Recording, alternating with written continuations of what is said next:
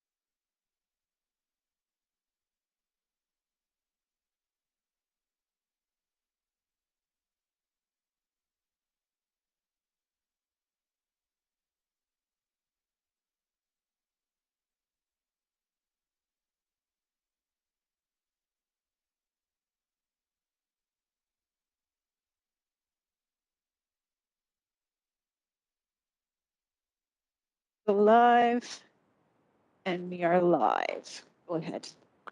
Thank you very much. Good afternoon, committee members, staff, and delegates, and residents who might be tuned in. I'd like to call the meeting to order. Members of the public are advised that our meetings are webcast live by the City of Hamilton and temporarily archived on the city's website. Other individuals and the media may also be audibly and/or visually recording this meeting. All electronic devices are to be switched to a non-audible function during the committee meetings, which I'll do right now on my own. Members are reminded of the 5-minute time limit, which will be adhered to during this meeting. Members can always submit another request to speak if they require more time to ask questions. And as usual, I will only be timing the committee members' questions and not the answer. Please note that quorum is now present. Madam Clerk, are there any changes to the agenda? Yes, Mr. Chair, there are a number of changes to the agenda. Under item 6, delegation requests, we have 3 added delegation requests for today's meeting.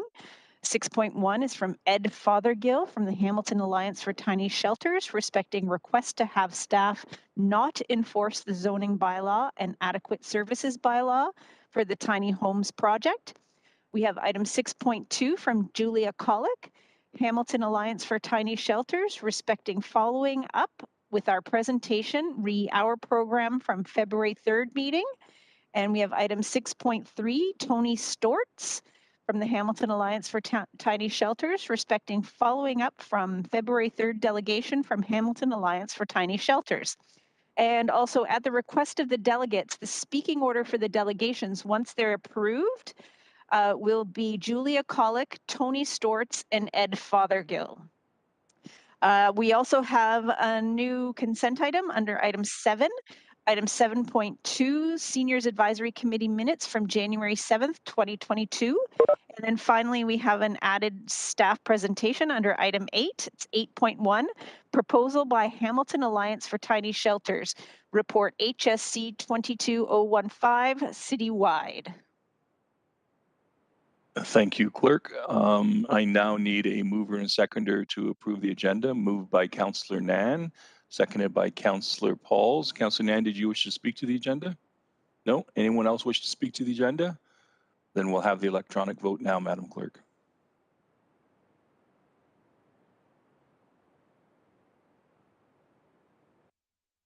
And the vote is up now.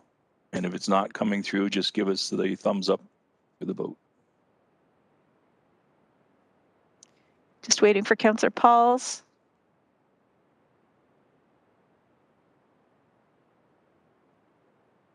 Or she's got her thumbs up, sorry. And that carries 5-0. Thumbs up, very cool. Where are we now? Declarations of interest. Are there any declarations of interest from the councillors? Those who have noted a disqualifying interest, please ensure that when it is time to vote on the matter that you vote to abstain, and your disqualifying interest will be noted correctly in the council minutes. Those who have noted a non-disqualifying interest will continue to participate impartially in the decision-making processes related to that matter. Are there any interests? Councillor Marula, please. Thank you, Mr. Chairman. I'm going to seek some input from the clerk. Now, the tiny house initiative, I'm just trying to gain some clarity on it. Being a landlord, not quite sure if that would fall under that category for me to declare an interest or a perceived interest. And I know that we're responsible to make that decision, but I'm a little beside myself on this one. I'm not quite sure if it is an interest or not. And I might have to remove myself, find out, and then come back accordingly. How's that? Yeah, we're in a bit of a box because we can't really advise, and this is a new process. So that's why I'm going to remove myself. Just yep. To be safe. Okay, thanks. Yep. Okay, no problem. Thank you. We'll record that. Anyone else have an interest this morning, this afternoon? Where am I? So, Councillor Marula, I'm sorry, are you declaring a disqualifying interest then for that item? I'm not sure which one. I would have to say interest at this point in order to prevent a conflict and or potential conflict. And that would be defined as a non-disqualifying conflict. So you could still vote, but you've declared the interest. I'm not sure though. I think I have to declare an interest because if this opens up a door for me potentially to build an additional unit, for instance, on one of my properties, then that would be a direct interest. So I'm going to declare an interest to prevent a conflict just to be safe. Thank you. That makes sense. Well done. Okay, we'll move on then from the. We need the approval of the minutes from the previous meeting. Can I move in a seconder to approve the minutes of February 3rd, 2022? That's moved by Councillor Nan, seconded by Councillor Jackson. Is there any discussion on the minutes themselves? Seeing none, we can have the electronic vote then, clerk.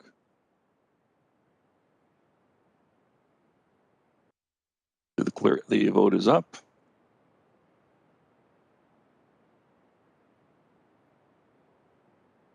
And just waiting for Councillor Paul's thumbs up. Thank you. And the item carried unanimously. Carries unanimously, yes. So we're now moving on to communications. Item 5.1 on your agenda is a Senior Advisory Committee member resignations. We have 2 resignations, Jim McCall and Jean Mayo. Is there any discussion on the communication items? Councillor Jackson, please. Thank you. Good afternoon, Chair Clark. On behalf of Councillor Nan and I, as Council's appointees to Seniors Advisory, I'm very sad to report that 2 stellar members of our Seniors Advisory Committee, for different circumstances, have had to send in their letters of resignation. First, and Councillor Nan and I both interviewed all the 19 members that got appointed to the Seniors Advisory Committee almost 3 years ago now. And whenever you lose a member that's contributed so much, it's not a happy time, but circumstances change. So if I could, Chair Clark, Jim McCall, M-c, capital C, Jim has sent in his letter of resignation. He asked me to read. He knows the committee members will continue to be a progressive voice for all older adults and seniors in Hamilton. Jim goes on to say that's what makes this city the best place to raise a child and age successfully. And Jim's well known in the Steelworkers Union as an executive member amongst his other community activities. And I'm going to miss him very much for the perspective he brought to the table. And a huge loss is going to be Jean Mayo. Jean has been, I'm going to guess she's been close to maybe a 20-year member of the Seniors Advisory Committee since just shortly, Chair Clark, after amalgamation. And circumstances have changed for Jean. And she has sent in her letter of resignation. She asked me to read as well. It's with great sadness she must resign. She's enjoyed being a member of SAC and is confident that all members will continue to work hard to improve the lives of seniors in our city. Anybody who knows Chair Clark, the multitude of recommendations, initiatives that have come out of the Seniors Advisory Committee were led through subcommittee work, task force work set up by the Seniors Advisory Committee, and Jean Mayo took on so many of those leadership roles, and with the departments of the city, with community stakeholders, with her bridge as well to the Council on Aging, which she devoted so much of her volunteer time to as well, and provided us a bridge between Seniors Advisory Committee and the Council on Aging. I'm telling you, she is going to be one massive gap and vacancy to fill. I am deeply saddened about her resignation, and she contributed so much to enhance the quality of life for seniors in our community. And Jean, thoughts and prayers are with you at this time. And so it's with much regret, Chair Clark, that I would move to accept these resignations. I'm sure seconded by Councillor Nan. And after we deal with that, may I ask a question of Clerk in terms of filling the vacancies, Chair Clark, please? Yes, you may, Councillor Jackson. So what I have is that we're going to have a move and a seconder to receive the communications items of 5.1A and B, so both Correct. Jim and Jean, and refer them to the interviews subcommittee for the Emergency and Community Services Committee. And I was going to suggest that we direct the clerk to send a letter of thanks to both Jim and Jean for their service. Great to interrupt. We Yes. are your Councillor Clark on my end. Your voice went very choppy and I did not catch what you said. Just 1 second. I'm going to stop my video and see if that helps. Can you hear me better now? Can you hear me better now? Sorry, I was talking with my microphone off. Yes, Mr. Chair. Perfect. We were both saying smart things. Does that make sense to the committee then, that we would refer the matter to the interview subcommittee as well as send out an acknowledgement and thanks to them for their service? Quick Chair nod. Clark, that's what I was looking for separately, that there's still about 9 months left in this term of council, and that would leave about 3 or 4 vacancies now from the 19-member Seniors Advisory Committee. So I believe Councillor Nan, Pauls, and myself, staff are working on setting up a meeting. So I didn't want these 2 vacancies lost in the shuffle, if you will. So as long as that's part of what we're receiving and referring, I'm satisfied with that. Thank you. So the motion would be, and it can be moved by Councillor Jackson and seconded by Councillor Pauls, to receive the communications items 5.1A and B, refer them to the interview subcommittee for the Emergency Community Services Committee, and direct staff to send a letter of thanks to the committee members for their service. Perfect. And if I could just respectfully to Councillor Pauls, could Councillor Nan second it, being the other appointee to the committee, please? No problem. Thank you. Okay, so we're good for the vote, Madam Clerk? Yes, I have those details that you are in addition to what was written to the receive and refer to the interview subcommittee, that you're directing staff to send the letter of thanks to the members, to the departing members for their service. Perfect. And we can put that vote up.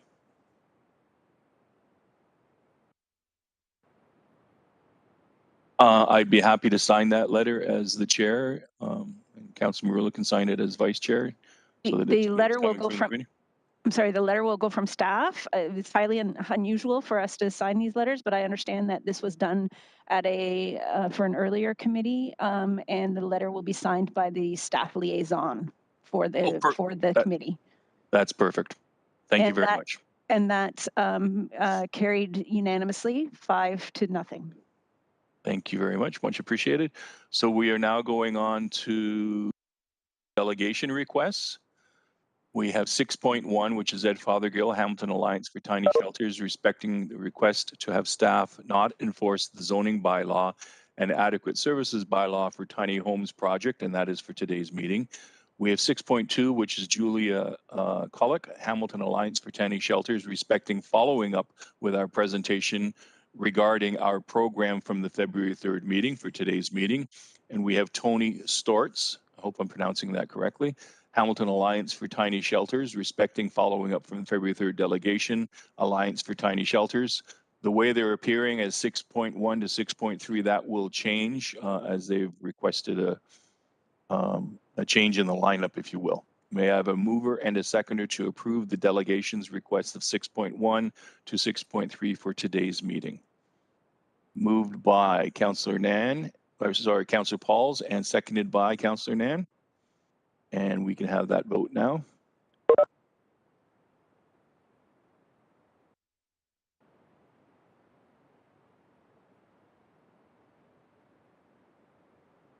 It's waiting for Councillor Marula.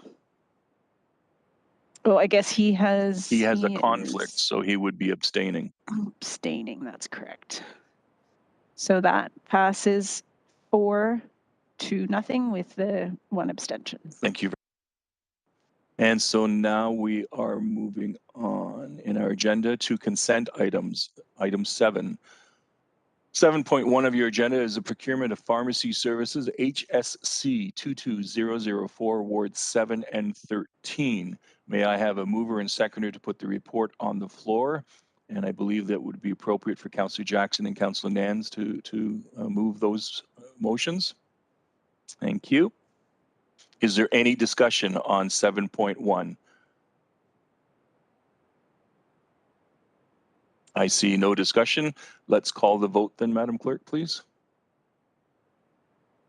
Thank you, Mr. Chair. I'm just opening that to voting. Can I just have clarification on, was that Councillor Nan and Councillor Jackson seconder, or the other way around? That was correct. Nan and Jackson, thank you. Correct, thank you. And Councillor Marula?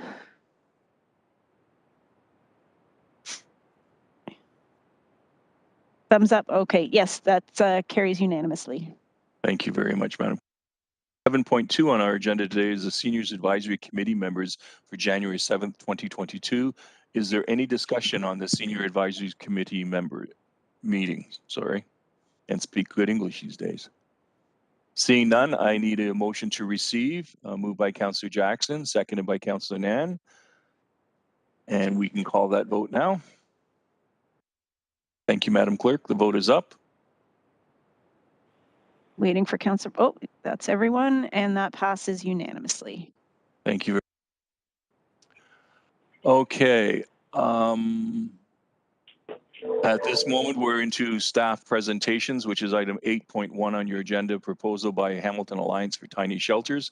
I'd like to call upon Edward John, our Director of Housing Services, to give the presentation. Edward, if you could please turn on your camera and microphone, and hopefully you won't cut up the way I am. Let's hope not. Yeah, there you go. Good afternoon. Edward John, I'm the Director of Housing Services here at City of Hamilton, and I am just about to share my screen and the PowerPoint, so I will let you advise me as to when you can see it. Hopefully you can see that now. We can see it. And I'll just start from the beginning. Perfect. Wonderful. Thank you. And so just 2 weeks ago, we met to review the proposal by Hamilton Alliance for Tiny Shelters. Since that time, just a short couple of weeks, we have been able to meet with the team and discuss some of the relative merits, as well as have other members from our Planning and Economic Development team and input from the Hamilton Wentworth District School Board as it pertains to the proposal of these tiny cabins for the purposes of accommodating individuals experiencing homelessness. We've had several meetings, and staff have been able to review some of the information that has been shared following those iterative meetings and those discussions, and that has been presented in the report before you. In addition, obviously, we have also included some planning and economic development discussion within that report, to which I'll briefly go over in this presentation. So in terms of the overall of the overview of the HATS proposal, as we recognized from last weekend, this is a community-led response to the obviously visible homelessness that is occurring in Hamilton. The goal is to create 10 tiny cabins as soon as possible, and hopefully in response to, sorry, can you still hear me? I can hear you fine, sir. Okay, sorry, I had a beep and sometimes my microphone goes on mute. So 10 tiny cabins to hopefully be provided in response to some of the winter pressures already on, but ongoing from there. The aim of HATS is to provide currently unhoused individuals with regular connection to services and healthcare, ultimately provide stability and structure for those individuals experiencing homelessness, and to assist with their transition into permanent housing, and that trajectory ensure that it is more successful and meaningful. Part of this is to move from the dangerous conditions on the streets into a safer and stable setting that provides the protection from not only the environment, but also ensuring that regular connection to services and healthcare. Part of the discussion did focus on a single site, and with that, we did liaise with the Hamilton Wentworth District School Board representatives. While many of the positions put forward on this particular site reflect just that particular site, these are considerations which, from our purposes, will likely be required for any future or other site being considered. In terms of the positions that they put forward, obviously there was an intent for this to be of a short term. There are plans for the board to develop the site, and with that, there should be a clear plan on the permanent location for any transition location in the future. And for those kind of circumstances to which Housing Services would support in terms of prerequisite requirements, this idea of wraparound supports being available 24/7 to residents, as well as 24/7 security in order to ensure the safety of the residents and the community at large. Many of the inquiries to the school board were looking to potentially utilize a portion of the existing structure for access to washrooms and toilets. Unfortunately, there has been recent flood damage, and this is no longer an option that is viable. And then finally, the board would be requiring appropriate insurance coverage to overview the proposal itself. In terms of the formal request to the city and the ask, ultimately, it is a financial ask of $100,000 in funding for staffing. Whereas, and I think Mr. Fothergill will speak to this a little bit later, a request for the non-enforcement of the radial distance separation bylaw. This bylaw ultimately says that any new emergency shelter must be no less than 300 meters from an existing shelter. The other piece is a non-enforcement of the requirement to connect to municipal water services, and obviously any residential use under the current bylaws require access and hookups to existing municipal infrastructure. Some other planning related asks include avoiding going through a site plan process and the requisite fees, and the expedition of any zoning process or planning process as they go forward on a case-by-case basis. Additionally, assistance with collection of residents' portion of OW or ODSP shelter allowance, and then finally the consideration of donating or allocating land for the expansion or continuation of this program. Planning and development were able to provide the following comments, and I know GM Thorne is here today, but I'll put my planning hat back on and go through some of those planning expectations. Certainly, this project would be treated like any other planning application and therefore potentially may require planning and/or building permit approvals. Planning have not received a formal application, so therefore haven't formally advised as to what those planning and/or building approvals may be. However, they have confirmed that should this use be determined to be an emergency shelter, there are a number of locations around the city in all the existing use classes, residential, commercial, and institutional, that would permit this use. And similarly, they've confirmed that smaller structures through this process would not be likely to require a building permit, but however, larger structures such as ablution blocks would likely require a building permit. And then finally, site plan, they have still yet to decide whether site plan for this type of project would be required. And obviously, site plan is the process to which we determine the feasibility, the functionality, the appropriate location, the setbacks, as well as servicing and grading requirements for individual developments.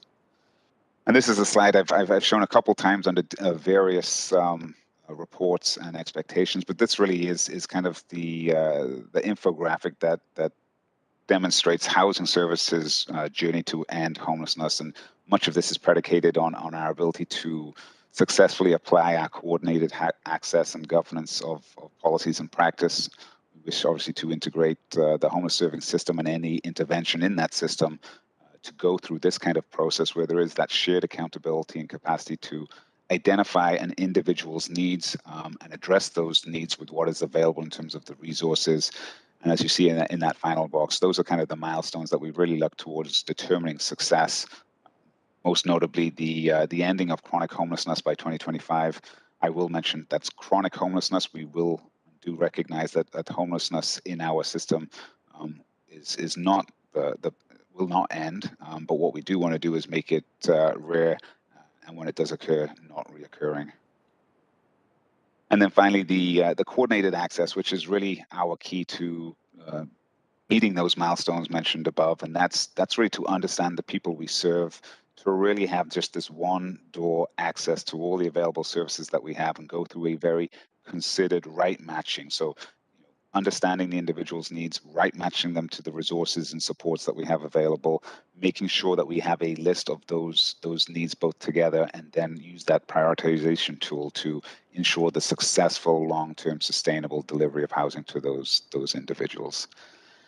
And then that finally comes to the recommendations before you today that obviously we want to share this information with HATS as we continue this discussion on the feasibility and project. We wish to obviously be directed to help assist with potential sites that may be functional and feasible for the project, and also determine an appropriate and feasible funding pot for the specific financial asks of the city today. So that concludes my presentation. I'm happy to answer any questions. Thank you, Director. Much appreciated. Are there any questions of the Director with regards to his presentation? Councillor Nan, please. Thank you, through you, and thank you, Director John, for that overview of the report. I just wanted to ask about the recent flooding experienced on the site, and subsequently the I guess, unusability of the existing bathroom or washroom facilities. And in the proposal last committee meeting, there was discussion of potential common area or larger structures, and staff are now reporting that that would require site plan approval. If you could just clarify, I guess, what size of building then warrants the need for site plan approval, and whether or not you understand that to be part of the proposal coming from HATS. Thank you. Director, feel free to refer that to Mr. Thorne if you need to. But go ahead. Yeah, through the chair to the council, I may direct that to GM Thorne. Certainly, there's two pieces to that. There's what requires a building permit as a result of the size of the structure, and then the determination as to whether the overall development of the site requires site plan approval. So I won't pretend to be a planner any longer than I have done in the past. So I'll pass it on to GM. Sometimes it's so good to take off hats, isn't it? GM Thorne, over to you, sir. Thank you, Mr. Chair. Jason Thorne, General Manager of Planning and Economic Development. So as Ed the planner quite rightly noted, there's two different things here. There's site plan control and there's building permit. So from a site plan control standpoint, as we noted in the staff report, we haven't yet made a determination as to whether or not site plan approval would apply. The city has a bylaw that defines what types of developments require site plan approval and what don't. Generally, the numbers of exemptions from site plan control are fairly limited. For example, a single detached house is exempt. There's a few other types of development that are exempt. It's not about the size of the structure or the nature of the structure so much as it is about just any development that substantially changes a site is generally subject to site plan control. So, and that's the process through which staff would look at things like the placement of buildings, the placement of structures, ensuring appropriate setbacks. We have heard from both building and the building division in Hamilton Fire about wanting to make sure there's appropriate spacing between structures to limit the spread of fire in the event that there's a fire. Those sorts of things are is what is looked at through site plan control. So so we haven't made a determination yet as to whether or not the nature of this development would require that or not. With building permits are the ones that are actually tied to the size of the structure. So it would appear that for the structure where where people would be sleeping is a smaller structure, less than 10 square meters, likely would not therefore trigger a building permit. If there are larger structures, like there's been discussion about, and I've seen in other projects, like a common eating area, or a cooking area, or a larger structure for a bathroom, those types of things, depending on the size of them, could trigger a building permit requirement. That, of course, is not municipal discretion as to whether or not to require that. That's set out in the provincial building code. Thank you. Through you, one supplemental. Just thinking about the bathroom facilities and what we've seen at festivals or even in some of the temporary emergency setups related to climate mitigation or those kinds of things you often see. The kind of trailer approach, right? It's not as big as a mobile home. It's not as big as some of the larger trailers you see. It houses maybe 2 stalls kind of thing. Are temporary structures like this or mobile structures like that subject to building permit, or is that subject to site plan control? Thank you. Thank you, So Mr. Thorne. Yes, through the chair, I'll speak to building permit first. So in some cases, yes. So if even for fairs and festivals, in some cases, if they're putting up tents, if they're putting in place a structure, then yes, they do have to apply for a building permit, even if it's just going to be up for a few days. There is an exception, and it's noted in the report around if it's a vehicle. If it's a vehicle, those actually fall within a different jurisdiction, Ministry of Transportation jurisdiction. They fall outside of building code.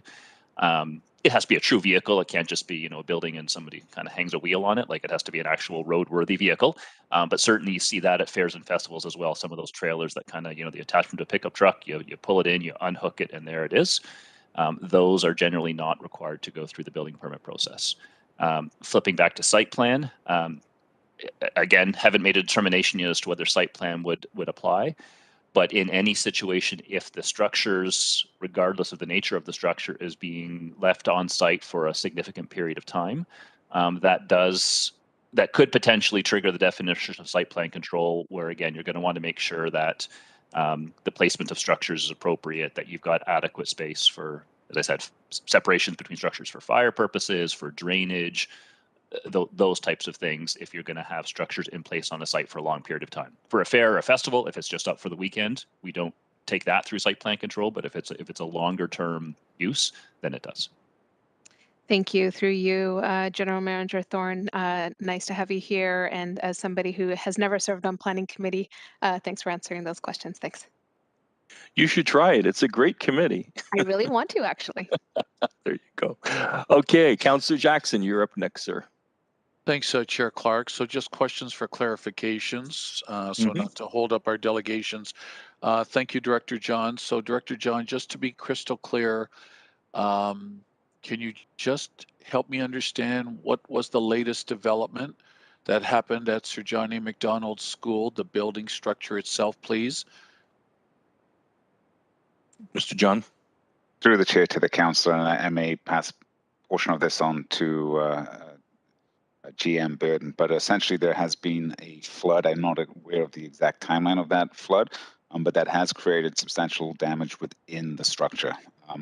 My understanding is no city staff has reviewed that in terms of the actual confirmation of the extent of the damage, but that has, through our discussions, limited the ability to utilize the existing structure for purposes such as either congregation or, more importantly, use of the washrooms and or toilet facilities.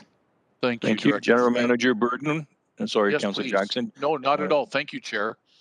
General Manager Burden, would you care to add anything? Yes, thank you. Angie Burden, General Manager, Healthy and Safe Communities, through you, Mr. Chair.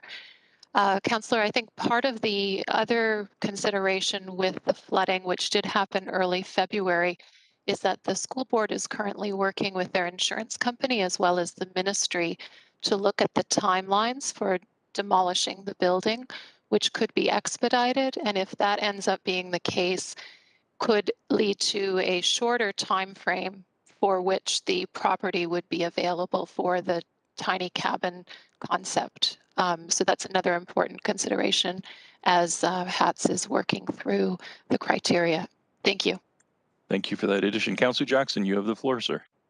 Thank you, Chair Clark. Thank you, GM Burden, for that. So that's all new developments since our February 3rd meeting that we had to start off this conversation. Back to Director John. Edward, following your slides, the 100,000 potential support that's still being taken under advisement, if you will. No decision on that yet. Is that the way I'm interpreting through you, Chair Clark? Thank you, Director John. Through the chair to the councillor, yes. So part of that recommendation is to find an appropriate funding source. Obviously, we can look at housing sources as well as other funding sources for that. And as obviously we learn more about this project and assign that funding, that will come back before this committee and council. And lastly, Director, you are not, or General Manager Thorne is not, I think one of the delegates will be speaking as some form of request for exemption. You're not recommending exemptions on permits or on the radial separation. You're just putting that out there that these are still processes that would still need to be followed, or have I misunderstood that? Through you, Chairman Clark, please. Thank you, Director. Through the chair, I may pass that on to GM Thorne for response on the exemptions. GM Thorne, Yes. you're popular today. So through you, Mr. Chair. So with respect to building permit, I don't think there's going to be a suggestion come from any of the delegates about waiving building permit required. That's not within municipalities' jurisdiction to do so. That is, if it meets the test of the provincial building code, then a building permit is required. That cannot be waived. One of the delegates may be speaking about suspending enforcement of certain provisions of the zoning bylaw. That's it. Yes. That's not a recommendation of staff, at least not at this point. Happy to sort of respond to the question again once the delegations are heard. There is some precedent for sort of a time-limited suspension of enforcement of certain aspects of zoning. I think the example I used at the last committee meeting was around the outdoor patio program, where staff was directed to change the zoning. and in the interim to suspend enforcement of a couple of very particular provisions of the zoning bylaw. Right. That may be something that council will want to entertain. I would suggest it's probably something you'd want to consider only if and when you know actually which site is being identified and what those particular zoning provisions are that you'd be asking to sort of suspend enforcement of. But perhaps I'm happy to sort of respond again, maybe after the delegates have spoken, if there's something specific that arises. Thank you, Councillor. And just to wrap up, Chairman Clark, to GM Thorne, and didn't we, years gone by, council today put in the radial separation, and that was primarily so that there would be a clustering, an oversaturation of situations like this on a particular street, in a particular neighborhood, in a particular vicinity. That's my last question, Chairman Clark, just to reaffirm for me, General Manager Thorne, if that's the case. If through the chair, yes, I mean, that's before my time. That policy's been around for a while, but yes, my understanding is that was the genesis of it, was to avoid over concentration within certain locations. Okay, thank you, Chairman Clark. Thank you, staff. Thank you, Councillor. I think that radio separation bylaw came in when Councillor Morelli was on council, so it's been there for a while. You're right. Councillor Pauls, you're up next, please. And thank you, Chair. I wasn't here at the last meeting. I had an emergency, but my question is, I don't know if Jason could answer that. Do we need insurance for liability? I know we talked about insurance, how our insurance is going up and up because of circumstance, claims and all that. Are we, because I don't know about these tiny homes, do they need to be insured by the city because of liability? What could happen if there's a fire or, some circumstance happen? Or is the city liable? Thank you. General Manager Burden, please. Thank you. Angie Burden, General Manager, Healthy and Safe Communities. Through you, Mr. Chair. Councillor, part of the requirement of the school board for considering the Sir John A. Macdonald site for the project would be that the Hamilton Alliance for Tiny Shelters would in fact have their own insurance. They're currently in the process of becoming incorporated. And I did want to mention and underscore what Director John had shared in terms of this being a community-led initiative. And so my understanding would be that wherever the site is, there would need to be the appropriate insurance. And I know that the HATS group has been looking at Kitchener-Waterloo and the insurance that they've secured, including an operator, which I believe is mentioned in the proposal, for how they might model after the insurance that is secured for the KW project. Thank you. Thank you, Councillor. Angela. And I know that in everything, there's always a third party as well. Do we have any implication that the city must have also insurance, even if that party has insurance? I know when we did, we had I don't know if everybody knows, we used to own a brokerage, insurance brokerage. So I know no matter what, there always some liability that the third party would have. So would the city have any liability? GM Burden. Thank you, Mr. Chair. Just a point of order, Mr. Chair, do I introduce myself before responding to every question? Not necessary. You've done it the first time, and we'll let that fly for everybody because it shortens All the right. meetings. Okay. Thank you.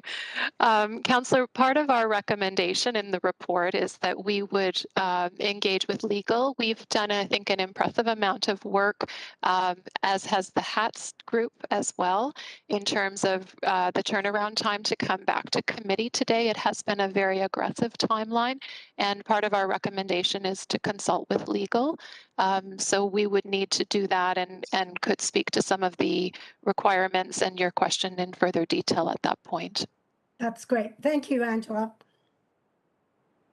Thank you. Councillor Jackson. I'm trying to remember who was the last chair. Councillor Nan. Councillor Nan, thank you. If you could take the chair just for a moment. Certainly, go ahead. The floor is yours. So I'm just trying to clarify, on the insurance side, the school board would require insurance and continue to require insurance on their building.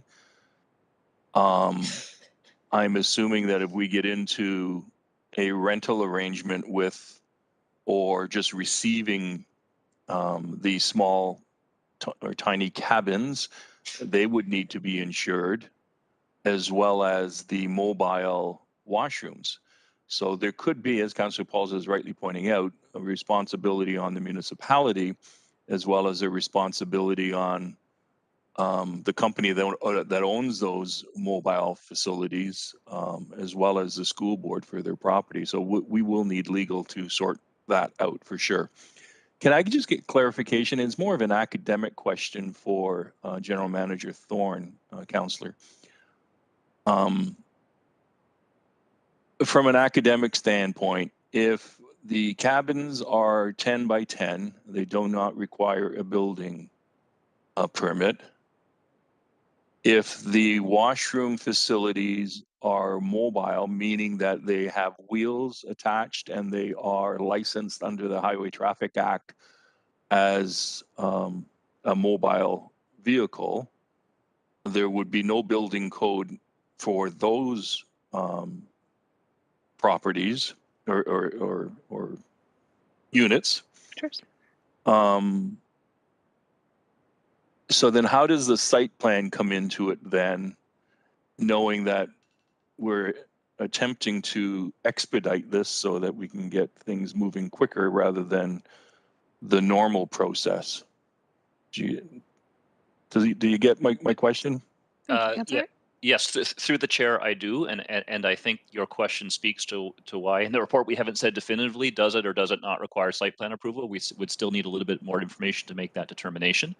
But site plan is not necessarily triggered only by structures that are greater than 10 square meters. So, as a hypothetical, if you had a development where you had multiple small structures being erected on a site, you were pouring concrete pads to put them on those concrete pads, you're affecting the drainage, the grading, all of those sorts of things, even though none of those items individually would trigger a building permit, they do represent a substantial change to a site, and that's what could trigger site plan review. So again, depending on the nature of the development, if there's no concrete pads being poured, if there's no regrading of the site, all of these are the kinds of things we would take into account in determining whether or not it would have to go through site plan review. So it's not necessarily the size of the structure that's the trigger.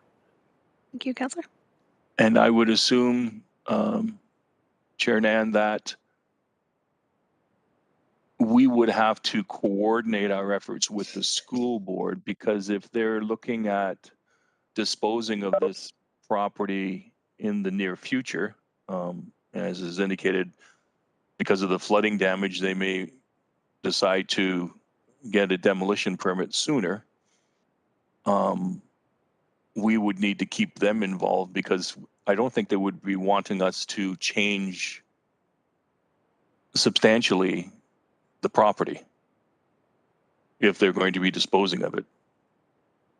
Yes, so through the chair, I can speak to the planning component of that. There's various other components to that, but from a planning component, if there is site alteration happening, then actually the property owner does have to either be the applicant or support the application. Yes.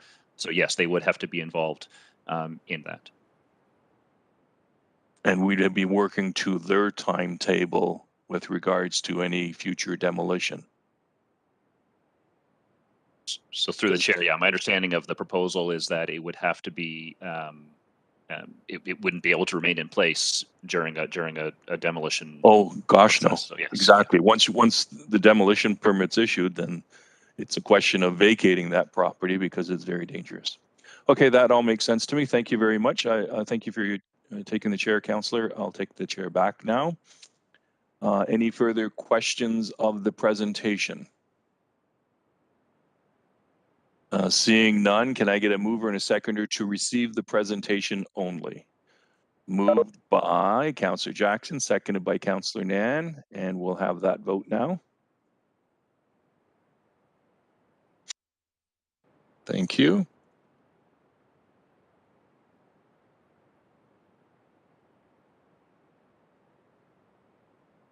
And we're just waiting for the outcome of the vote. And that carries 4-0. Thank you very much. The committee, I'm going to suggest that we defer consideration of report HSC 21015 respecting the proposal by Hamilton Alliance for Tiny Shelters until after the delegations have been heard. If I can get a mover and a seconder to do that. Moved by Councillor Nan, seconded by Councillor Pauls. My mind is going blank here. Sorry, folks. And we'll have that vote up. Go. We should also recognize Councillor Farr is here observing today. And that vote carries 4-0. Okay, so we're going to move on now. Thank you very much to our delegation. So 9.1 is Julia Colick, Hamilton Alliance for Tiny Shelters. I'd like to call upon Julia for Hamilton Alliance for Tiny Shelters respecting. Julia, can I just verify it's going to be yourself, and then Tony's speaking next, and then Ed's coming up on the rear. Is that how we're going to be doing this? That's correct. That's thanks. correct, Councillor. Perfect. Thank you very much. Okay, your 5 minutes starts when you begin speaking. Thank you so much. And first of all, I want to especially acknowledge that you folks have really been very supportive. I especially appreciate General Manager Burden and staff for all their help. Here's a progress report on what's been happening. So here's our challenge. As you know, we have over 1,000 people on the city's by name list. And, you know, this is a problem financially as well. In looking at the numbers, it's, you know, $100,000 a year to have someone on the street. But I think we need to go beyond the numbers, because each of these people have a story. And there's several ways in which people fall into homelessness. I was actually fortunate to join some of the interviews with those folks. It's so fragile. You can lose your job. You can get severely injured and not be able to work, not be able to afford rent. You could be separated or divorced from a spouse. You lose your home. You flee violence, and you suffer from mental illness. So that's one story. But there's also a moral cost for us having these many people in the city sleeping rough. You've probably just heard our goals. Our goal really is to act as a stepping stone to move residents along the housing continuum. And we now have the support of Indwell. They are officially endorsing and supporting our project. So that really helps with that stepping stone piece. As was mentioned earlier by Angie Burden, we have submitted our papers as incorporating as a non-profit. And the next step, once that comes through, is to take out insurance. And there is an insurance company that specializes in non-profits, and they've been working with the KW folks. So we've been in touch with them. We have the paperwork. We just need to file that.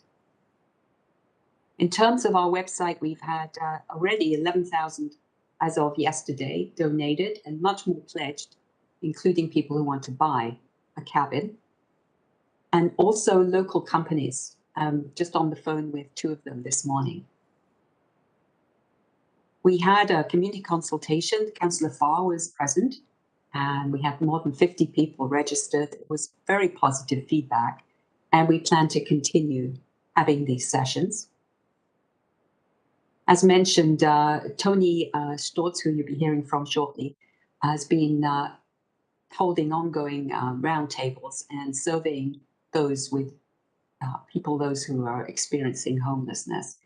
I have to say that is a very draining emotional process. In the stories you hear and the people you meet, they don't leave you. It's really heartbreaking.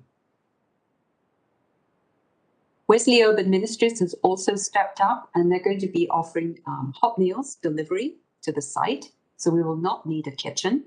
They're also offering scheduled shower facilities, which we will arrange either by shuttle or public transit with bus tickets. And they're also telling us that we can use their laundry facilities. In terms of measures of success, there's a long list here. I'll give you a second if you want to just have a look.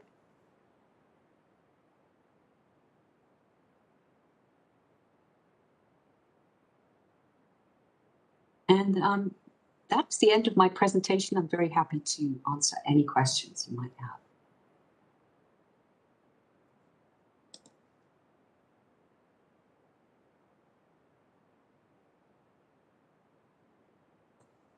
Thank you, Councillor Jackson.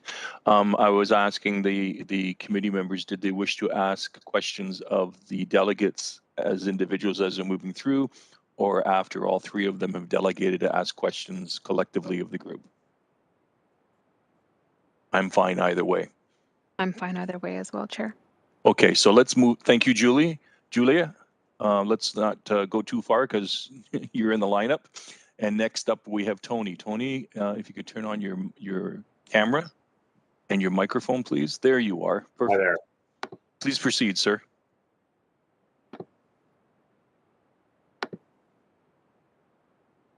Perfect. Can you see the my slide deck there? We see it very well. Thank you, sir. Right Your on, 5 minutes starts now. Thank you all so much for having me here today.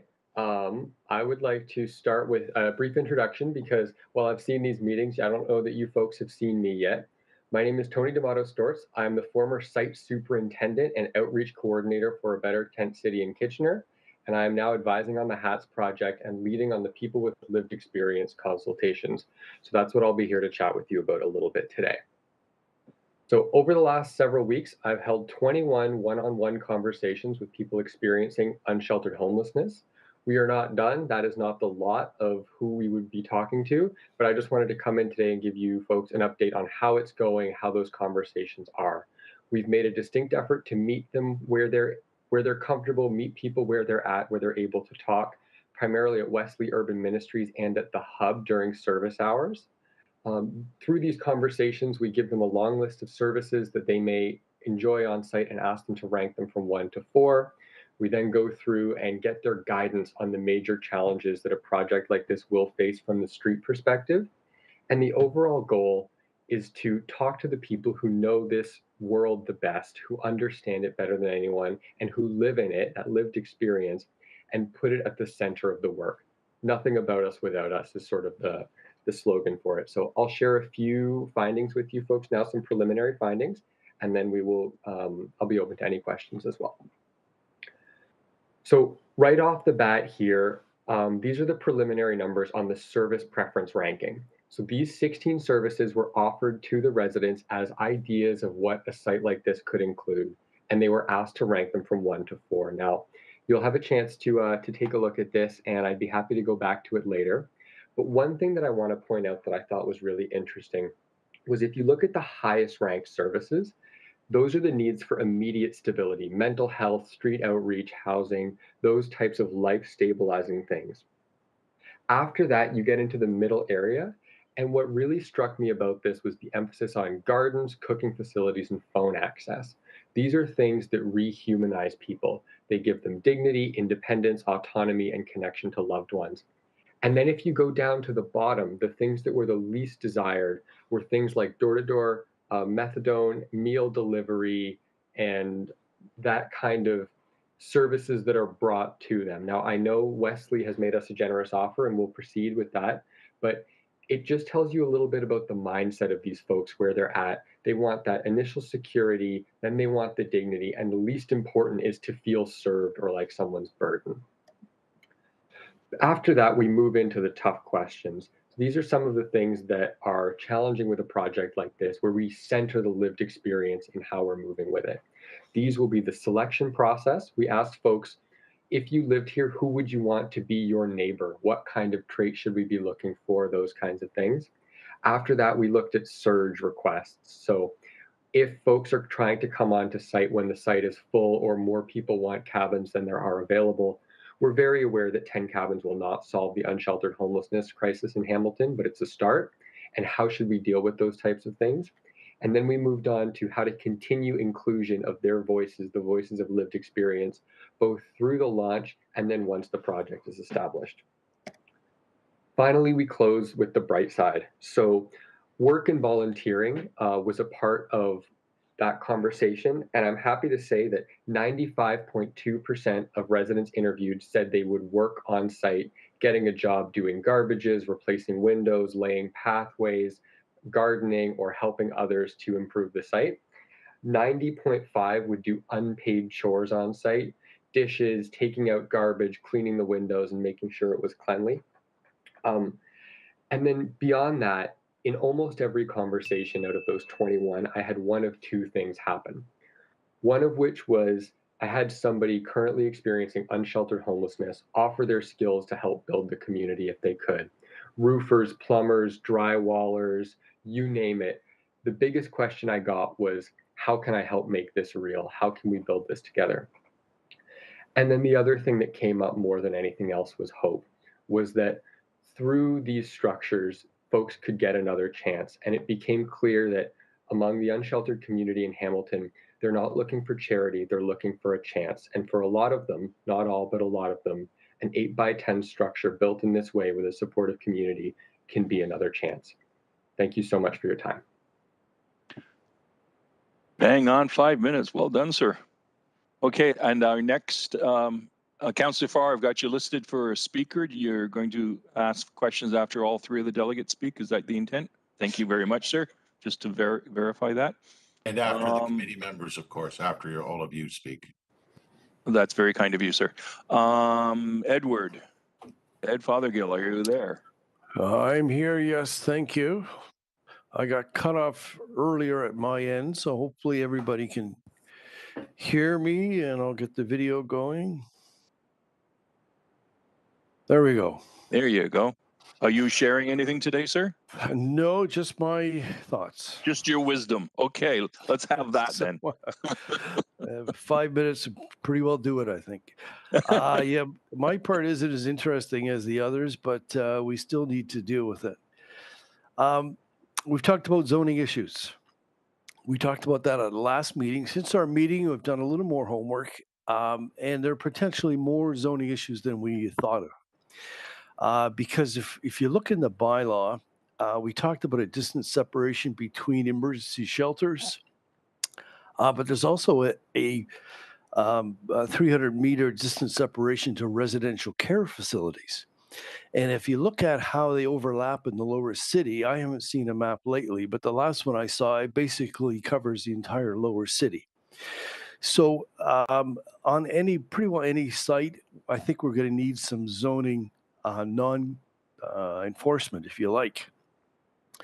We also looked and found that emergency shelters are not permitted in a lot of the zones we had talked about earlier. For example, they're not permitted in any of the industrial zones. Also, some of the zones where they're permitted, there's a limit of 6 residents. So I think no matter what site we come up with, I think we're going to have to face the zoning issue.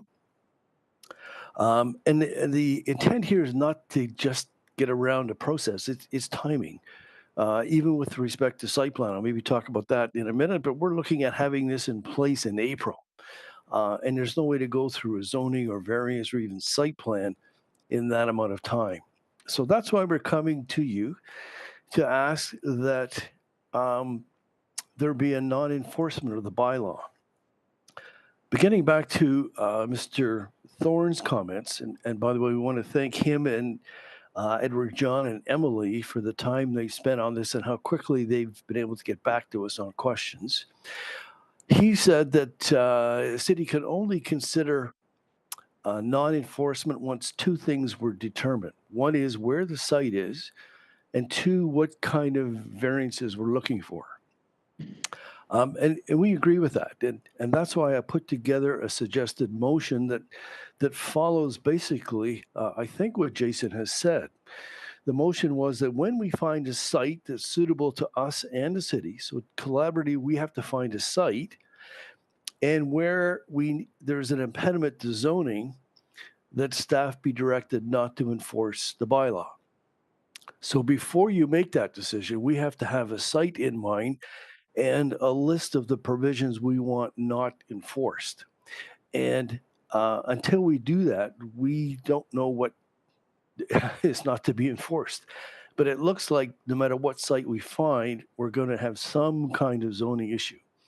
So we're not looking at an outcome decision today from the committee, but just an agreement on the process we will follow when we come back to you, because we don't want to come back to us and say, okay, we found a site.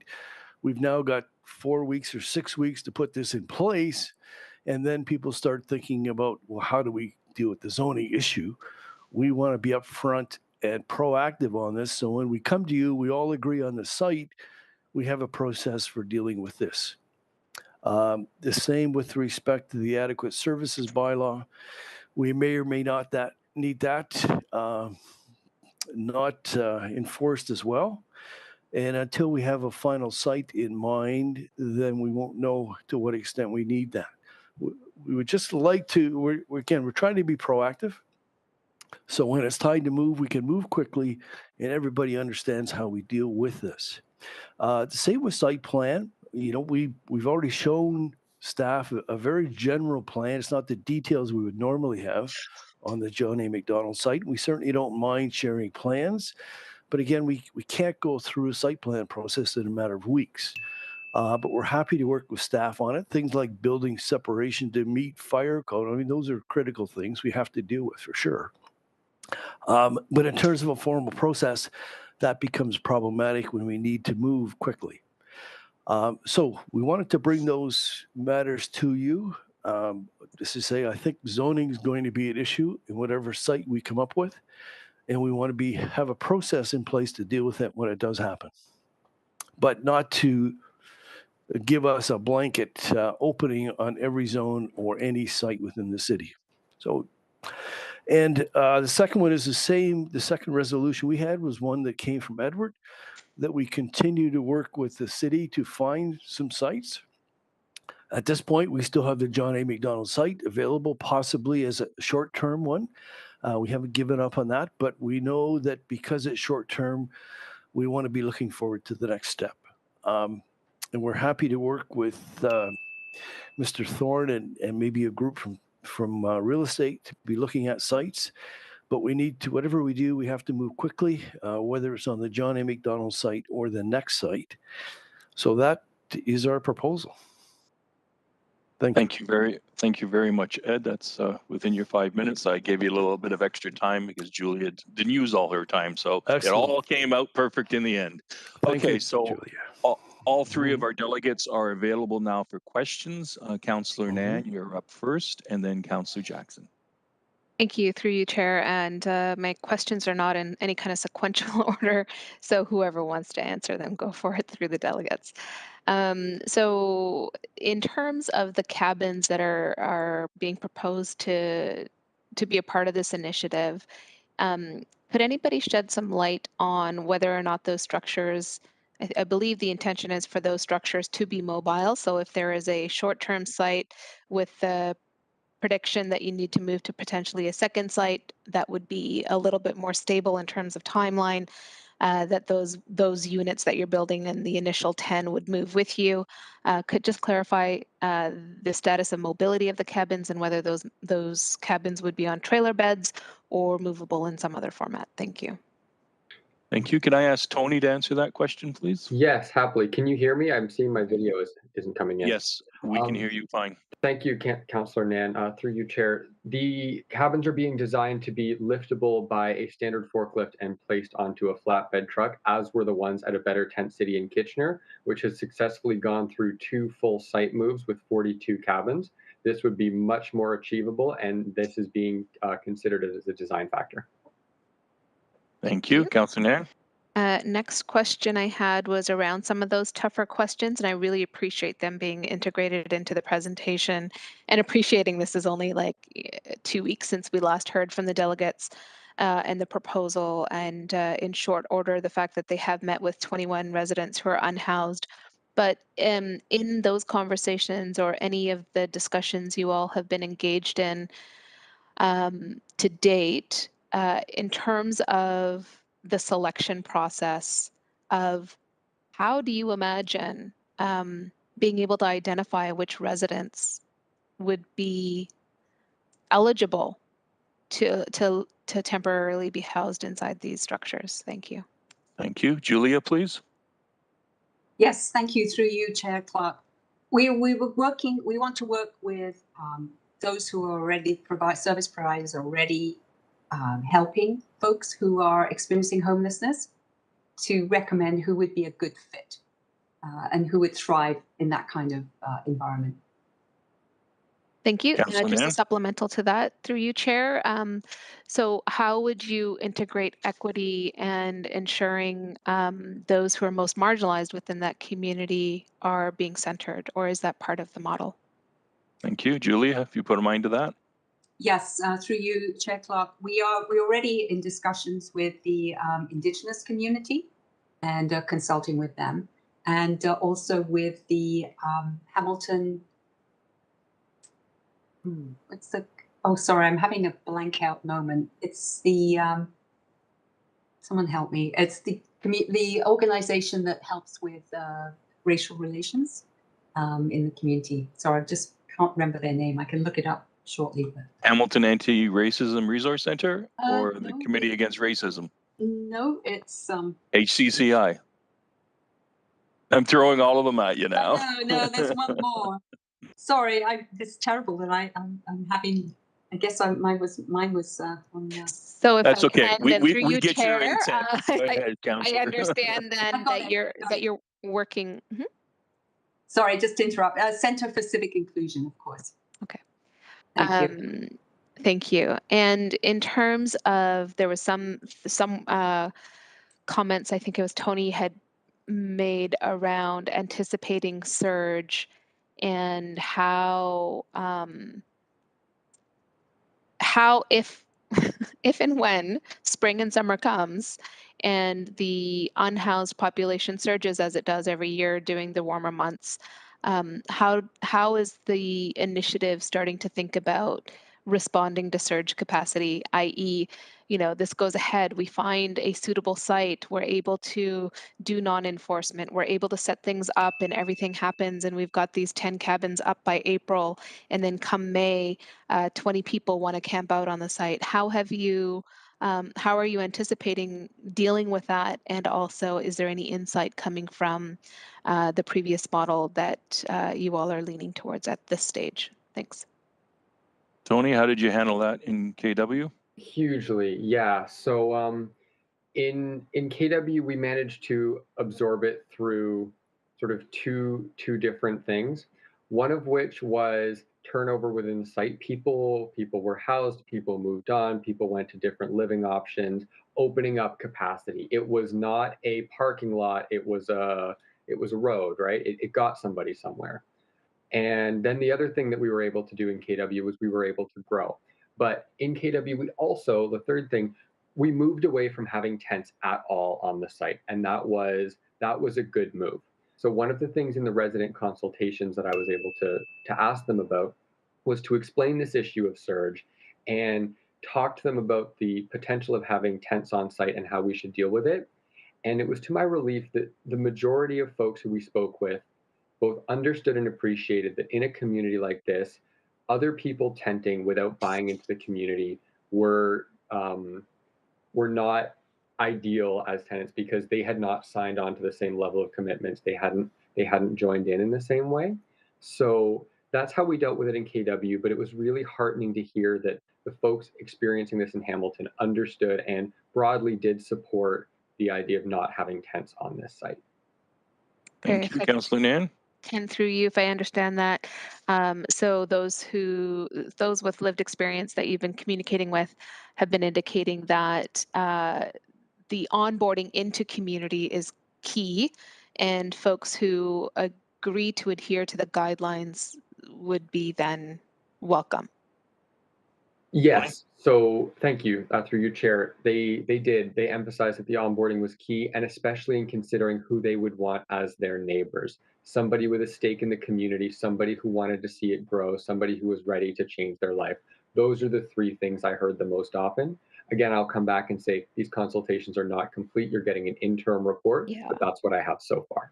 Thank you. I really appreciate it through you, Chair. So it does sound like a governance model of sorts, and you mentioned it, by us, for us kind of model emerging as as a trend within the information that you're getting from folks who are living who are currently unhoused that you've been able to speak with.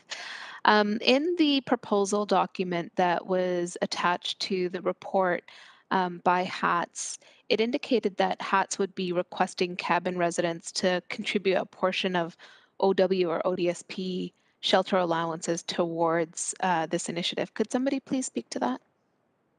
I was surprised to see it, and I just wanted to get a little clarity if I could. Is that the model that you used in KW? Yes. So through you, Chair, Councillor Nan, that is the model we used in KW. It covers the operating expenses, all the things that are very difficult to fundraise for. It's easy to get somebody to donate a cabin. That's a nice ticket item. Nobody wants to pay your garbage bill, and that's the brutal reality of this. Now, I am relieved to say that in the resident consultations, the only question with 100% unanimous support was, would you be willing to contribute the shelter portion of your OW or ODSP to cover the operating expenses as a program fee for this model? No other question had unanimous 100% support except that. It gives a sense of ownership and dignity, and it was very positively received by the 21 individuals interviewed. Thank you. On that one, if I could, through you, Chair, in your KW experience, was there ever an incident where an individual hadn't accessed OW or ODSP yet? And is that part of the wraparound supports that would be made available to residents through this initiative? Thank you. Yes, thank you, Councillor Nam. Back through you, Chair. There were, because we integrated the OW ODSP model midway through. Part of what HATS has the opportunity to do here in Hamilton is not make the same mistakes we did in Kitchener, so they can find new challenges of their own. And yes, we had the support of a caseworker who took on the load of our entire client base, was supportive of the project, and helped, came and sat in on our steering committee occasionally.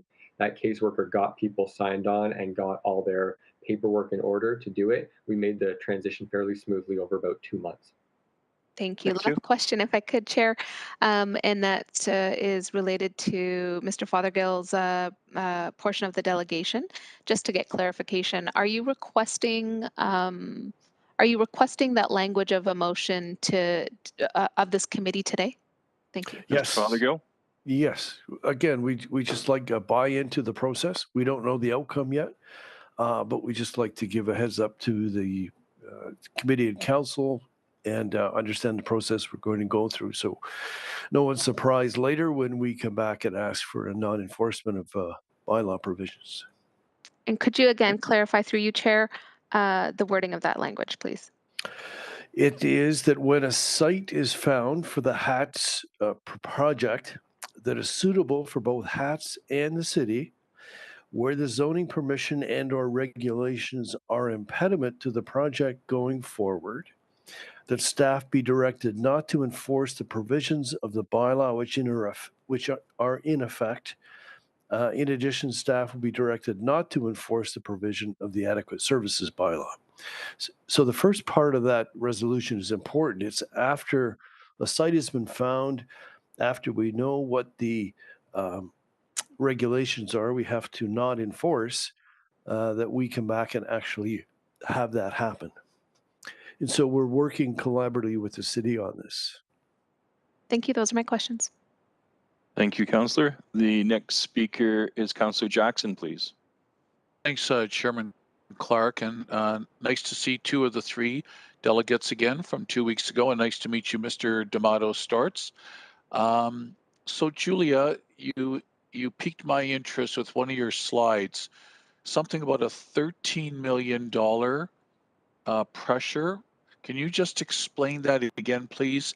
Based on the number, was it of homeless or people living on the street? Can you explain that, please? Julia, please. Yes, through you, Chair Clark. Yes, there's been many studies on how much it costs to keep people on the streets. And this was a study by a professor at McGill University. I can send you that study if you wish. It was quoted by, it was quoted by Denise Davey in a conversation with her and in an article that she published too. So, and again, not asking you to speak for the study, but given obviously your immense knowledge on it and on this topic, So is that a 13, and forgive my ignorance, was that a $13 million pressure potentially to a particular municipality, or was that a societal pressure? I'm just trying to understand that a little better, please. Julia? Yes, through you, Chair Clark. It was a study in Quebec, and I actually had to get my calculator out to make sure I had the correct number of zeros, but it's 100,000 per person. Okay. Times Thank you. 1,300 homeless. Okay. All right. Thank you. Mr. D'Amato Storts, I believe your former CAO was here a couple of weeks ago from KW. And again, just to refresh my memory, currently the Tiny Homes project is in its third location in KW because the two previous ones, there were some either logistical issues or whatever. Through you, Chair Clark. Tony? Yes, thank you. Through you, Chair. Councillor Jackson, we are on our third site at A Better Tent City in Kitchener. The first site was owned by a local industrialist, Ron Doyle. He unfortunately passed away, and with the sale of the property, the new owners were not willing to take on the project. The City of Kitchener then stepped up with an interim site at a snow dump facility on Battler Road. This site was inherently time limited. We were able to stay there for 4 months. And now the project, once the snow came, they needed the snow dump back. And now the project has been moved to a split land between the KW District School Board and the City of Kitchener's road allowance on Ardelt Place. It was not. Sorry, go ahead. So my apologies. Go ahead. Sorry. It wasn't an issue of problems with the site necessarily. It was the sale due to Mr. Doyle's passing away, and then the seasonality of the site was inherently temporary. And the current location, if I recall, the former CAO said roughly about a 20, 30-minute walk from your downtown. Is that fair? That's about right, yes. Okay. And lastly, Chair Clark, to Mr. Fothergill, Ed, always good seeing you. So Ed, with your resolution, if committee and council were to ever support that with this tiny homes project, I presume, and you've been a planner around a long time, knowing and dealing with, and you have been immensely successful in many of your planning initiatives on behalf of your clients to ensure acceptance, support from communities, from streets, from neighborhoods. If your resolution hypothetically ever receives support of non-enforcement, and given if we finally came upon a location satisfactory to all, could I presume you mean that there would at least be some consultation with that neighborhood, community, street, wherever it's proposed for, that they would understand what is potentially being proposed, and that once approved, there may be non-enforcement, hence issues in the future coming forward. The community will understand that it's going to be non-enforced. You get the thrust of what I'm asking at through you, Chairman Clark? Yes. Yes, Mr. Fothergill? I do. I think through you, Mr. Chair, there's two parts to that. One is notifying the community, and certainly we would do that. In fact, we've already done that with respect to the John A. McDonald's site. We already had one open house. And so wherever we found another site, we would certainly do that ahead of time and in conjunction with the city, because we think the city would want to be involved in that process as well. So we would do that. Secondly, in terms of non-enforcement, it's just the bylaw provisions. So it's not a non-enforcement of any issues that might arise on the site. It's only with respect to the bylaw. So we was ahead of time. The public would know those ahead of time, and that wouldn't change as the project evolved because the bylaw issues will stay the same. But it's not enforcement of sort of behavioral issues. I mean, we'll have a way to deal with that. And we would certainly involve the neighborhood. So it's important, and we do that. As you know, we've always done that for little severances and minor variances. So this would be absolutely necessary to do in this case. Councillor Jackson? Chairman Clark, I want to thank all three delegates for answering my questions. Thank you. Thank you very much, Councillor. Before I go to the next speaker, can I go back to Julia to clarify something about HCCI as a partner? Julia, please. Yes. Thanks. Thank you, Chair Clark. I just wanted to clarify, we have not formally had a partnership arrangement with HCCI, but we're definitely hoping to consult with diverse communities and get guidance on the selection process, just to make sure we cover that piece of our process. And so have there been conversations with HCCI? You just haven't formalized it?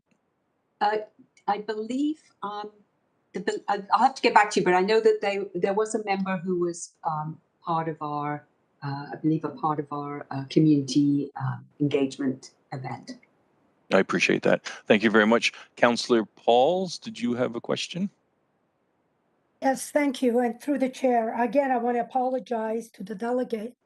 I wasn't here 3 weeks ago, so the last meeting, I think it was February 3rd. So I just have a few questions for to clarify. First of all, these are 8 by 10 sheds. Am I correct? They're called tiny homes, but they're sheds. Tony? Yeah, I mean, yes, they are. Okay.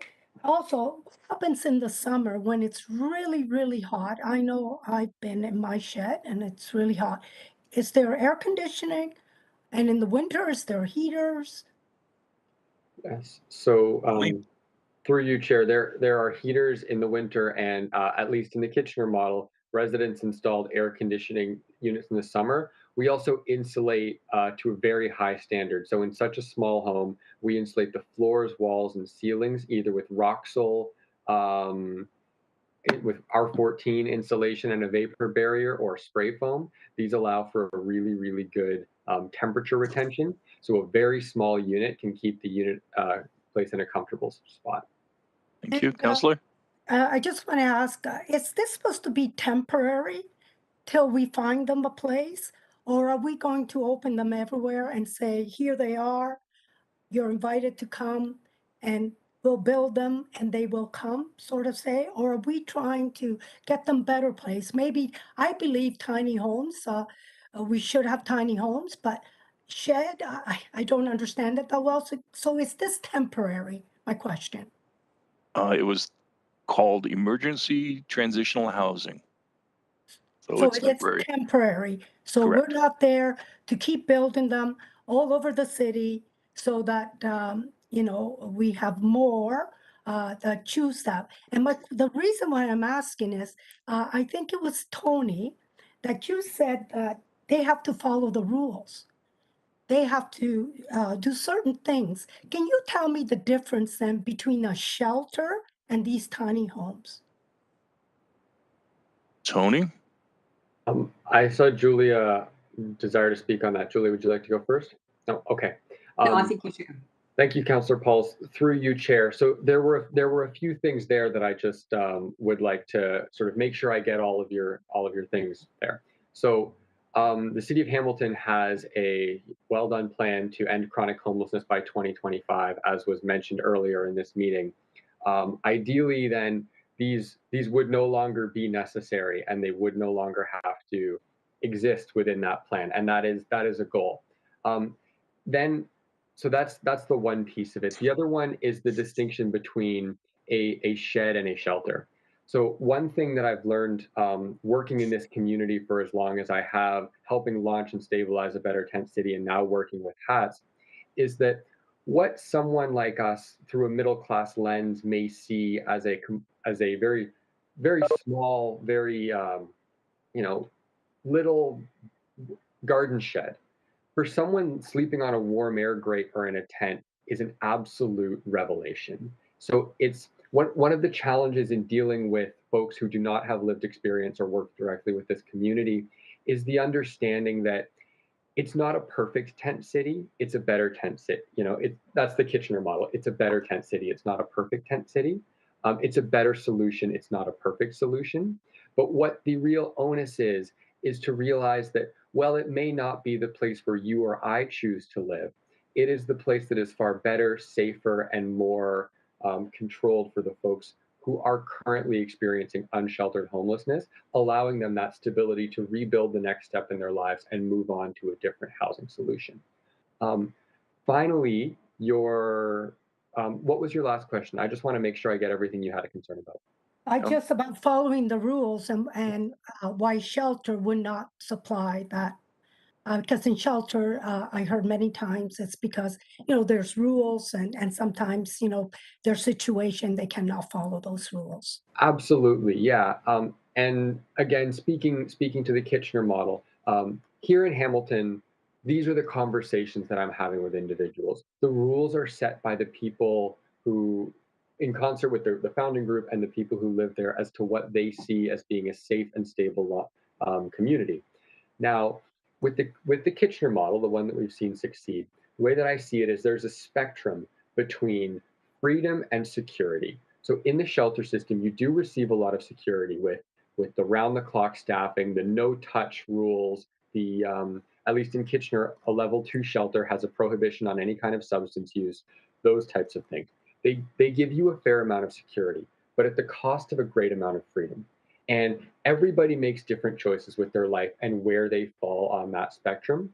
The folks for whom the shelter model works, it works, and that's phenomenal. And we're not trying to touch that. It's the folks for whom it is not working, who are currently falling through the cracks. And what these 10 tiny homes propose to do in the short term as an emergency solution is to bridge that gap so the people who cannot work within the shelter system can create a community where they can be safe and stable and stabilize until they can work through their concerns with the things they asked for, mental health supports, street outreach workers, those things in the survey, and move on to something a little bit more secure. Does that answer your question, Councillor Pauls? Yes, it does. And Tony, I just want to finish with this. I'll have one more question if I may. I hope I have more time.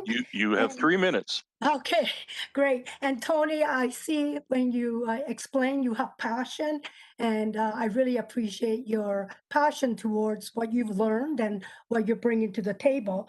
But I want to ask you, if we are only building tent, do you think this summer we'll have better tent city and then we'll have the tents?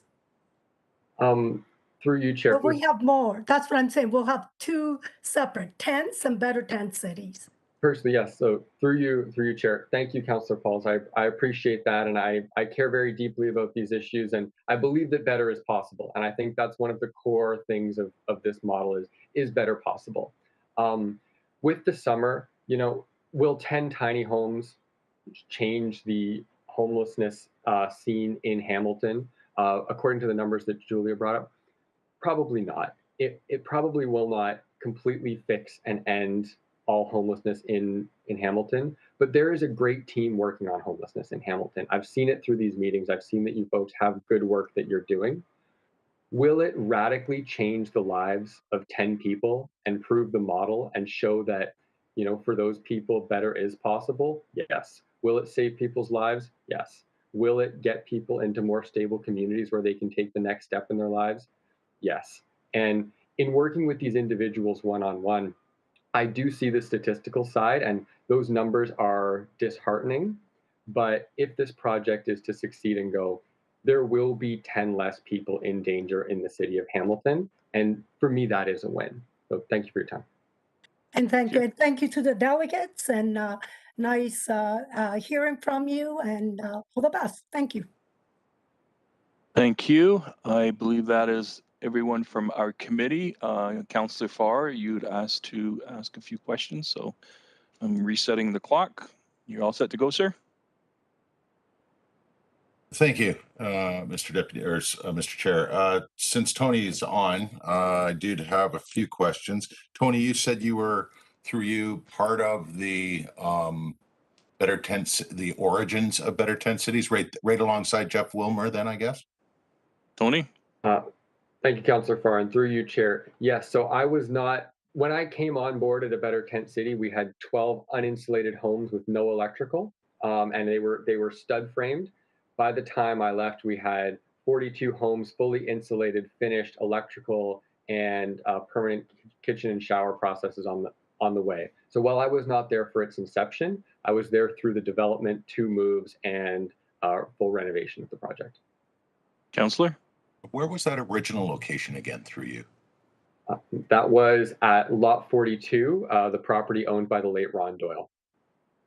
In relation to the neighborhoods at Kitchener-Waterloo. I know where the last two have been. One was the snow dump City Yard, and the other's practically just down, the current one's just down the street, but that first one I forget.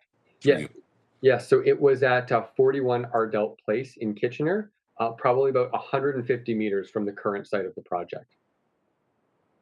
Okay, so all three have been roughly in that same industrial park area? So the, through you, Chair, the middle site, the Batla Road snow dump, was farther out in more of a subdivision style area down towards Huron Road, if you're familiar with Kitchener. But the two are on the Ardelt with the expressway on one side. Councillor? Okay. How many have moved on? You got 43 cabins now, so it's grown. And were you part of the community meeting, by the way, Tony? I think you were, through you, last week. Yes, through you, Chair, I was. I ran one of the breakout sessions, but unfortunately not the one you were in. No, it's okay. I don't need to relive those moments then if you were there. So that's fine. Yeah, no, please go ahead with the answer. So the short answer is I don't know completely. People left for a lot of reasons. If I were to give you a number out of pocket of folks who moved on to different accommodations, I would say somewhere between 12 and 20.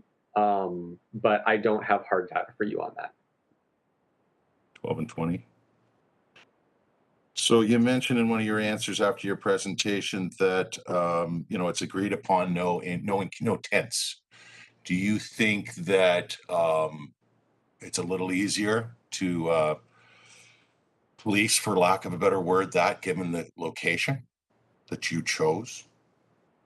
Tony? Yes, I think there's benefits and drawbacks to proximity from the core. So it's a trade depending on how far out you go. When you're close, you have access to services, infrastructure, and the supports that help these folks get by on their day-to-day life. When you're far, you have a distance from the daily grind of street life and the other problems that accompany it.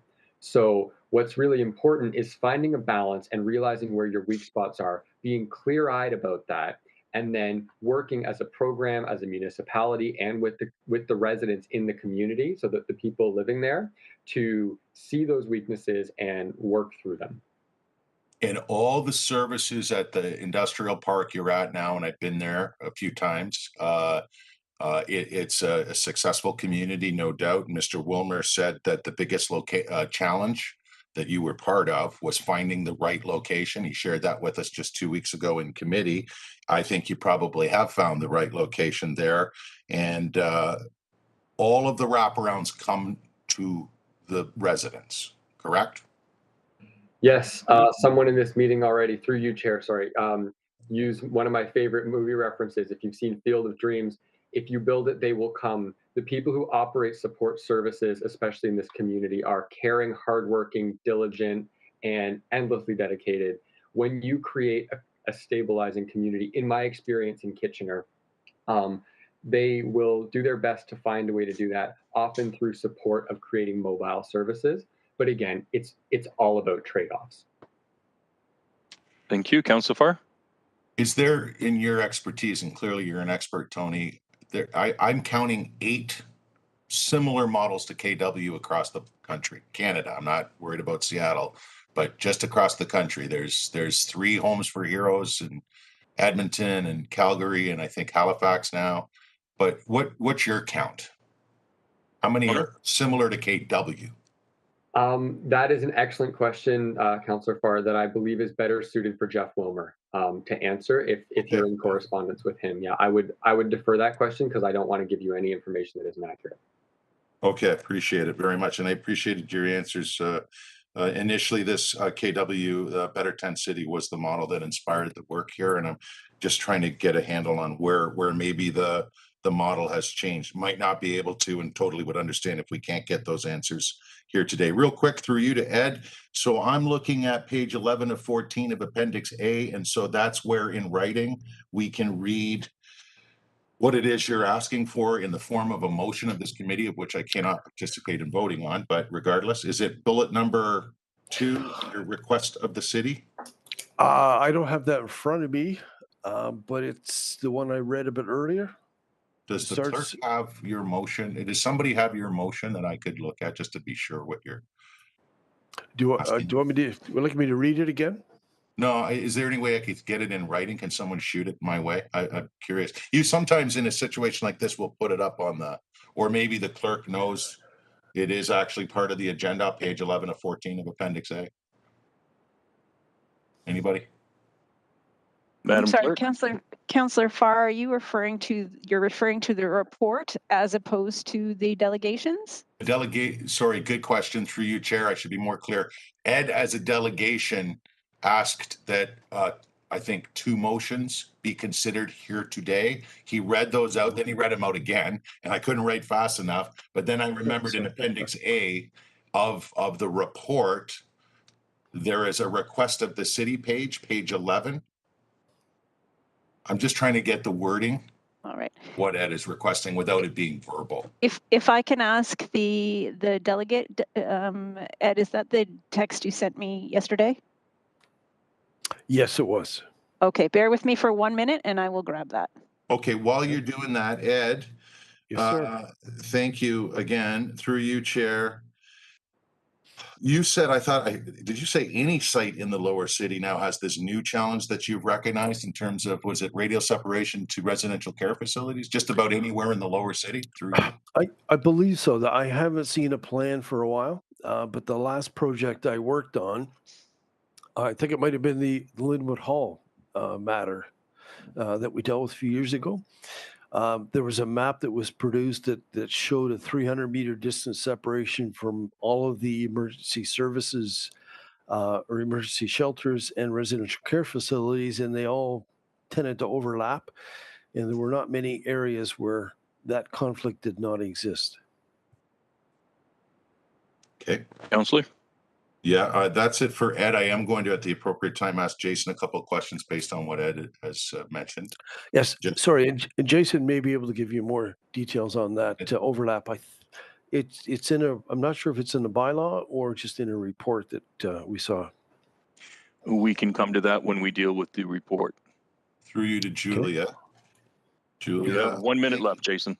Thanks for the invitation, Julia. I'm sending it to you when they ask for it again. Sorry, I just wanted to say I have the slide with the motion if people would like me to share screen with that, if that's helpful. Madam Clerk, would that be helpful? We have the text that we're ready to share when you're ready. Thank you. And I'll leave it to committee for that. I mean, that may not now be the appropriate time, your call, Mr. Chair. Julia, long answer here, or is there a time in the next day or two where you can present to us or me or whoever's interested the differences between the pitch 2 weeks ago to this committee to what we have here today? It's a long answer, I'm sure. It seems like there's a great many changes to the model that was pitched then to now. Through you, is that possible to get how things have sort of changed or evolved, and in many ways, I'm sure positively? Julia? Thank you. Through you, Chair Clark. The biggest change has been really working with city staff. They've been just terrific. And they set out a long list of questions, and we worked through them together and through our team and with theirs. And I think a lot of issues have been clarified. Councillor, you have 30 seconds.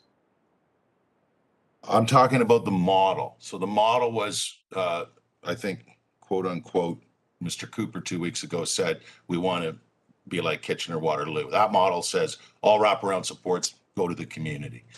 It seems to me there's a lot of references now, especially in your 14-page report, where you're not talking about KW anymore. You're actually talking more about Seattle.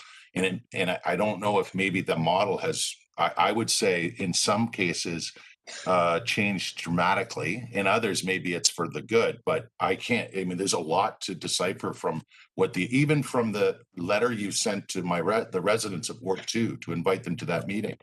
And you talked about on-site wraparound supports, and now there's a lot of talk and quotes in the newspaper about, oh, there's facilities nearby, and now there's partners nearby, and so that's different than the original model. That's what I'm kind of getting at. I'll go on this list a second time for the delegates to ask questions because I'm past my 5. I just have a few more questions for Julia, but I'm not going to hog the time. Thank you. Are there any other questions from the committee? I see Councillor Wilson has also joined us as an observer today. Welcome. Seeing no other questions, Councillor Farr, you have another 5 minutes.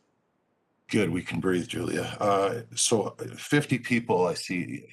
Do we know how many of the people that showed up to that public meeting last week? Very great job by Deidre, by the way, as a host. She does a remarkable job.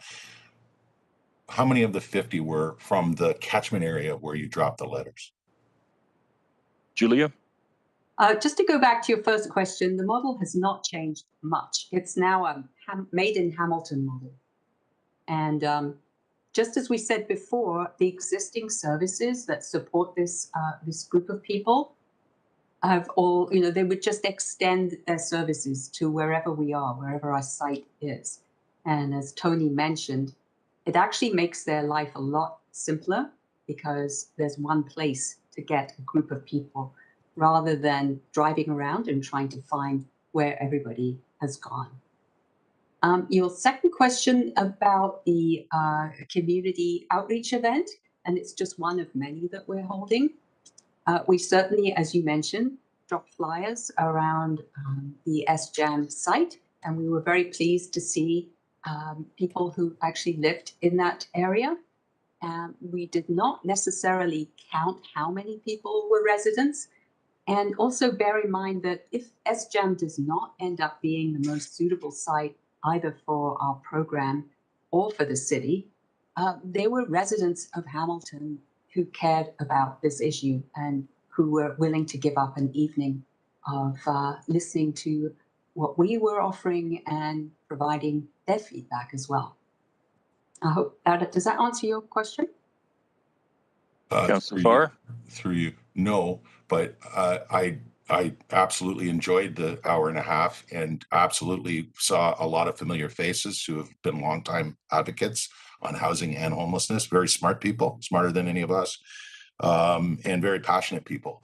But I was curious because the meeting was by invitation to, like I can read the letter. I'm not going to read the letter, but the letter was specifically inviting local residents. I was wondering how many of the 50. I know you had a lot of facilitators, you had a lot of your supporters, you had supporters of supporters, and all of them great.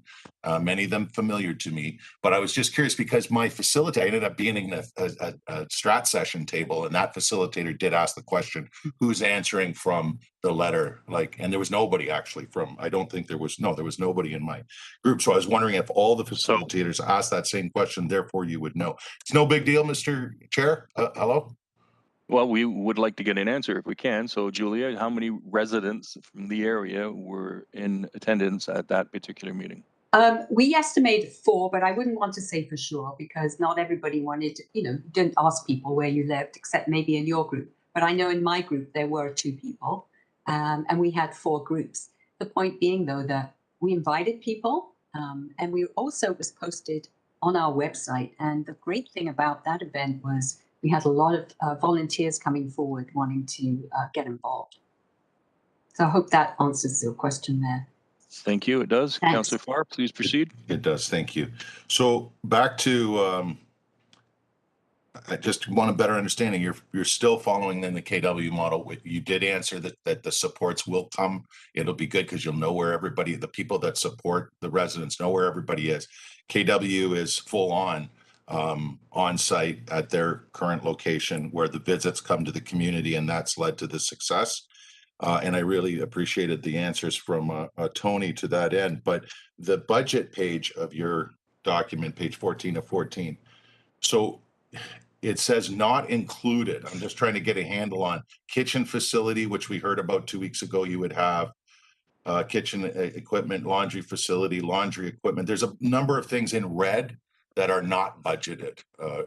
And some of them I think are probably pretty significant. Am I to look at that as that's pending, or it's no longer part of like the model from 2 weeks ago that we all talked about?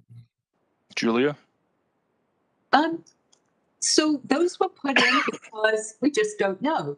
And with the SJAM site, there are certain challenges in terms of getting those kind of facilities on.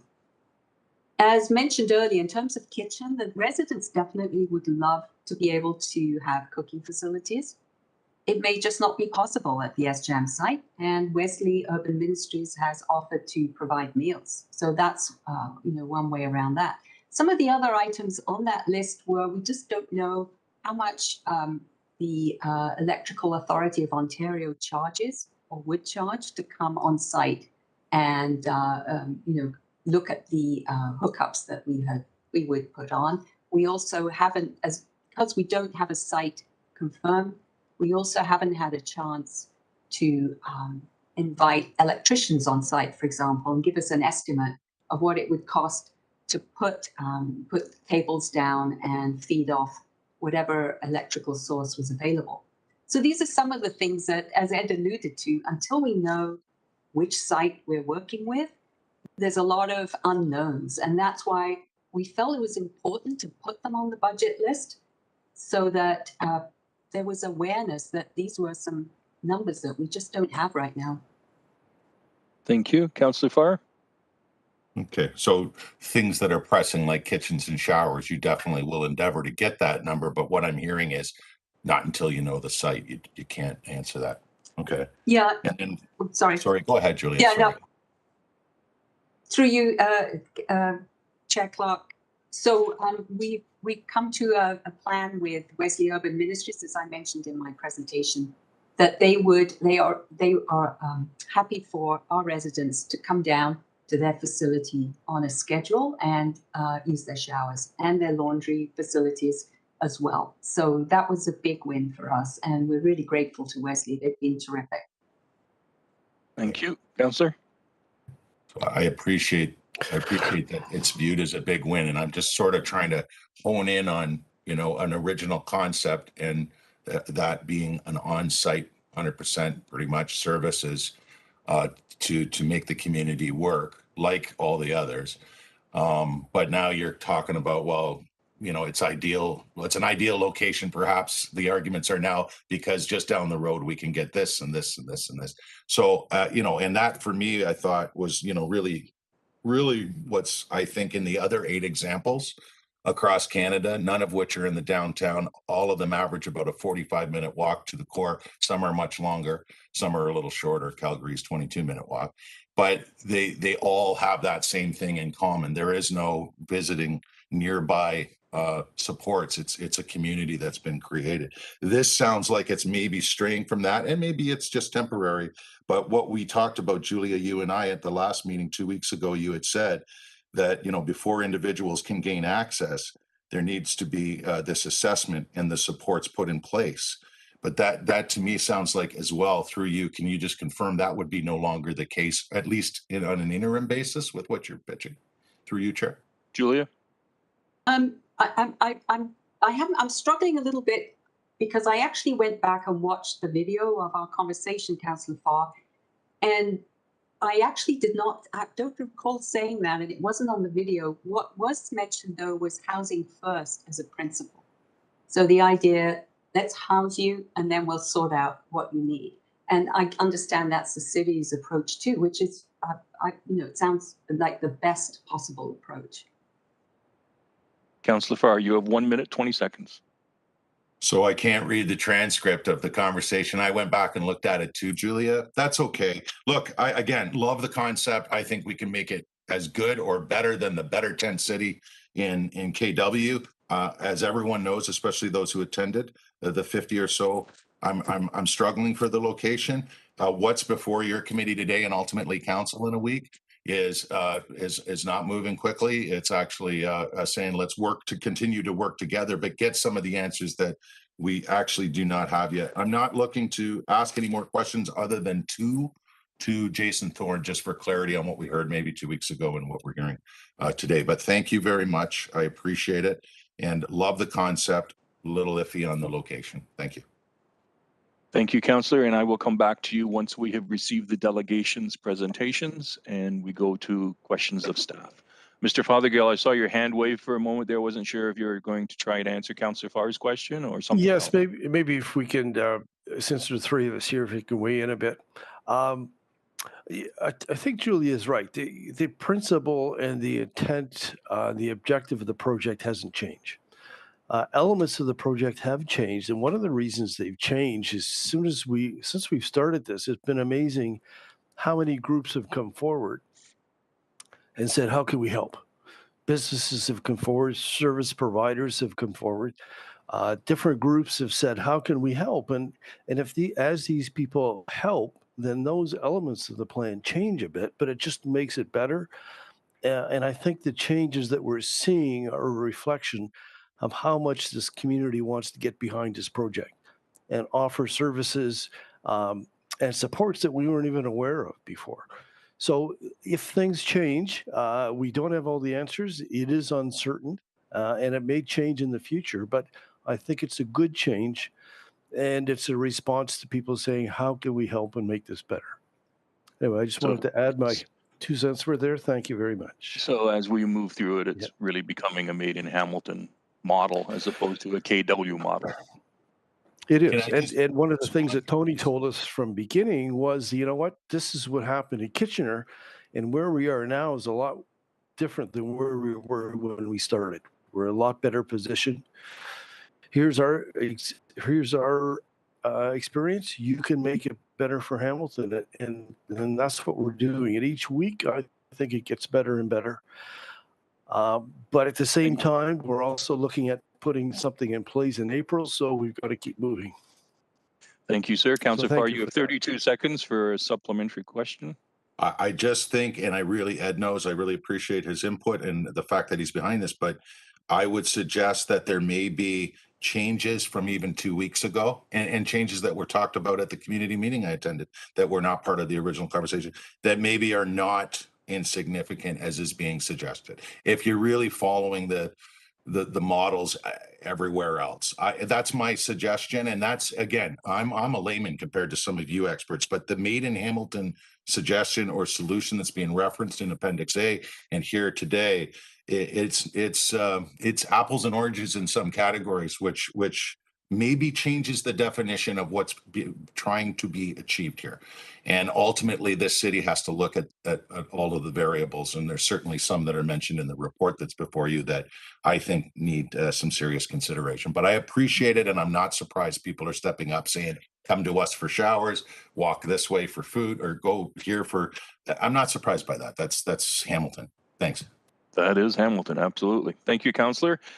Councillor Maureen Wilson, you're a guest here and you have requested an opportunity to ask questions. Please proceed. You have 5 minutes. Thank you, Chair Clark, and thank you to the members.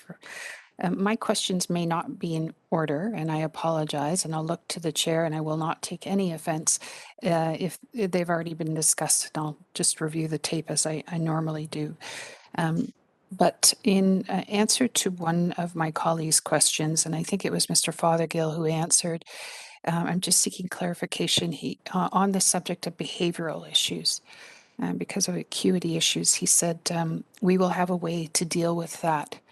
And I was wondering if he could elaborate. If this matter has already been discussed, I will, no problem, move on to my second question. No, it's a good follow-up. Mr. Fothergill, please. Yes, so it hasn't been answered yet, but I think Tony might have a better answer than me. Like some of you, this is new to me as well. I can help with the planning side, but in terms of the operations, I think Tony could probably better answer this question. Tony, floor is yours. Thank you, Ed, and through you, Chair Clark. So this is really the thrust of these resident consultations that we're doing.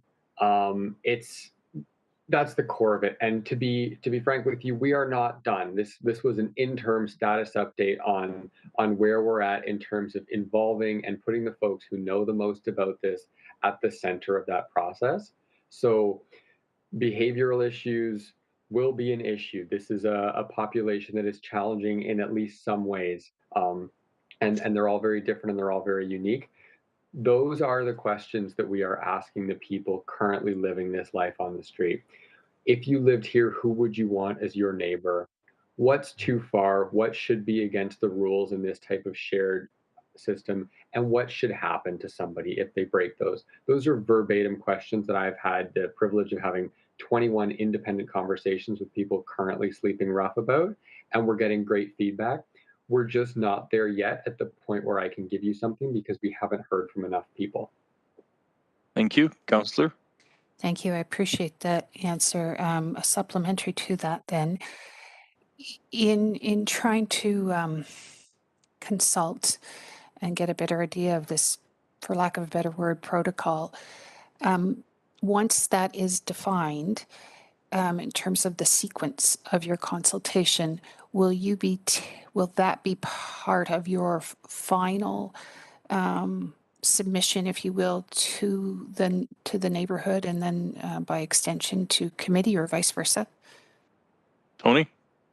To that one, I may cede the lead on it to Julia. I am finding the answers, but not necessarily stick handling where they go after that.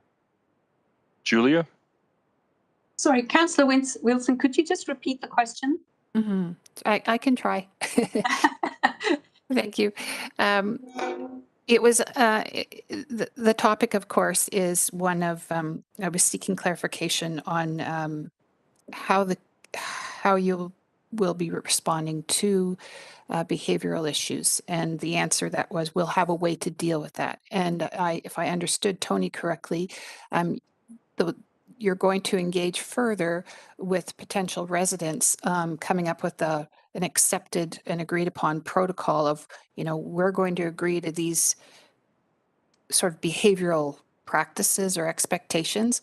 My next supplementary question, if I understood Tony's response accurately, was, where does that protocol go in terms of the sequence of your consultation? Will that be ultimately presented to this committee, and then by extension, the neighbors, the neighborhood, the community?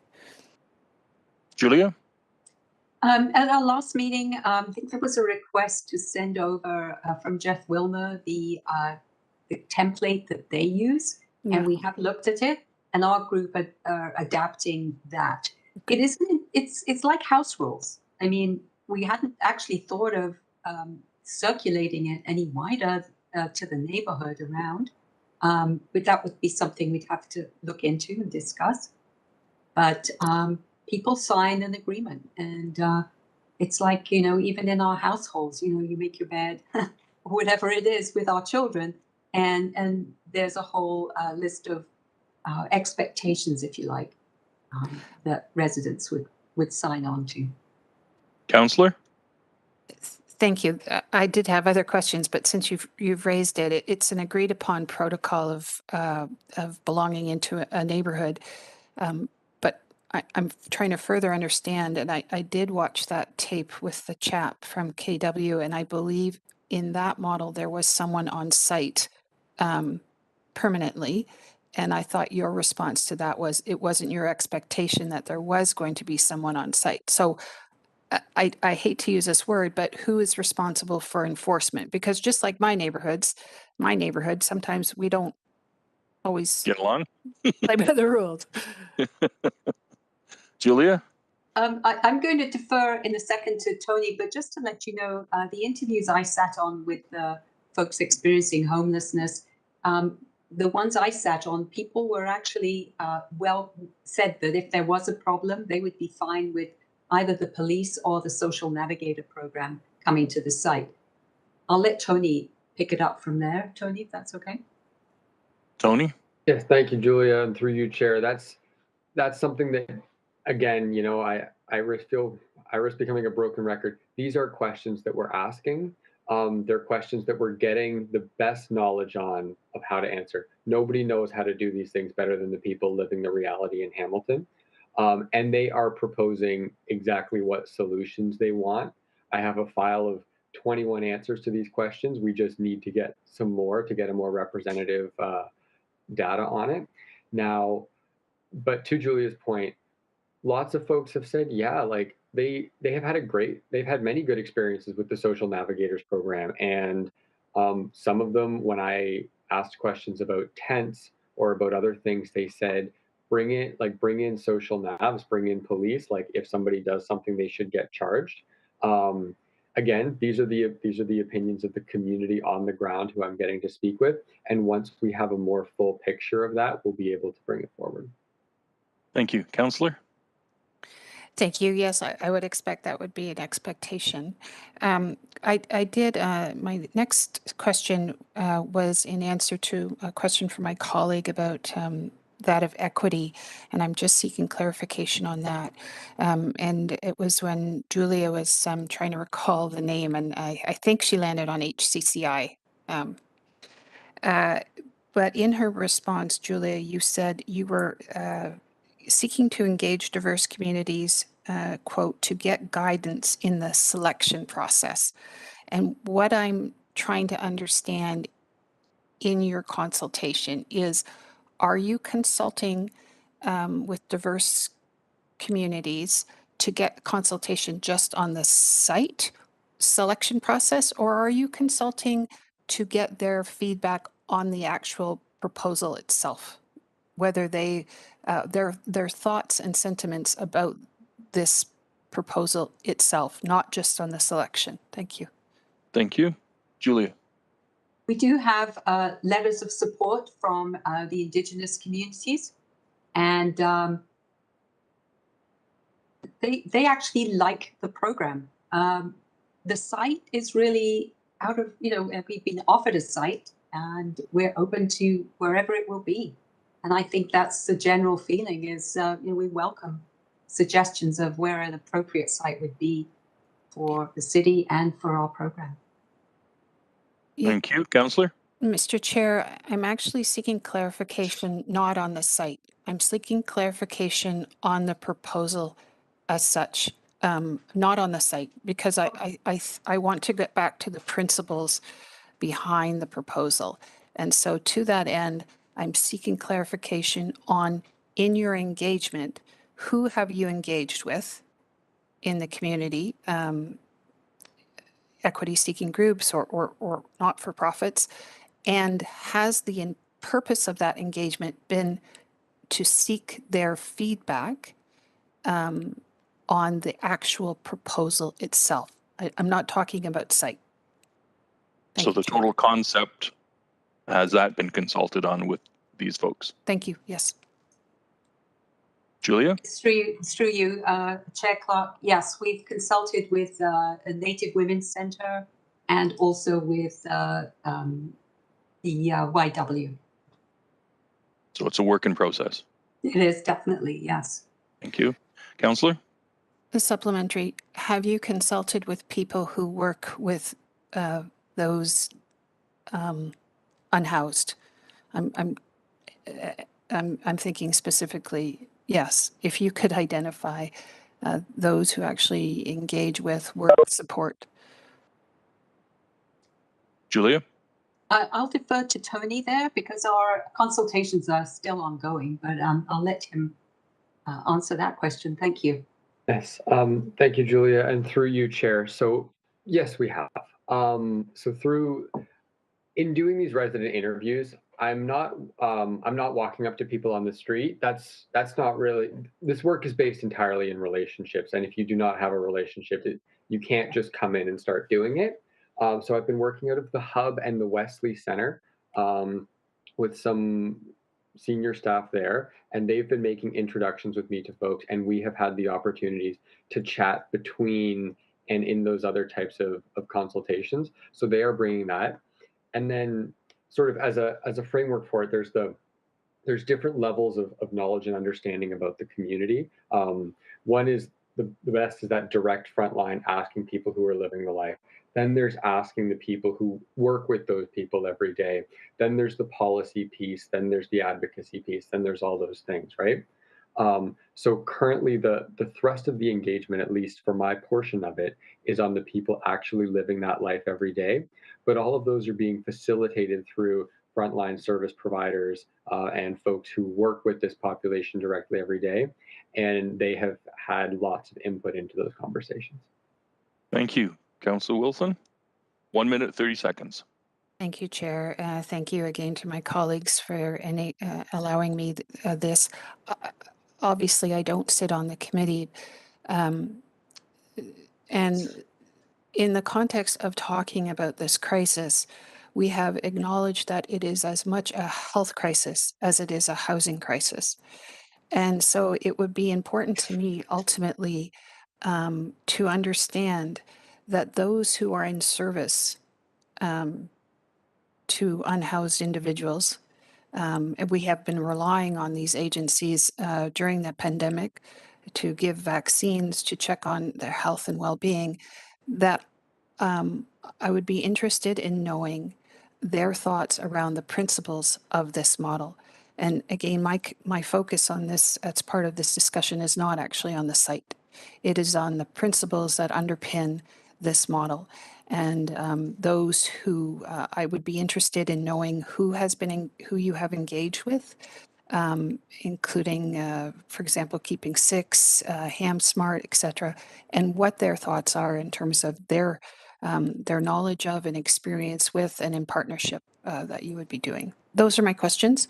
I don't know if it requires an answer. I'm just, the context is important to me, and I appreciate the indulgence of the committee.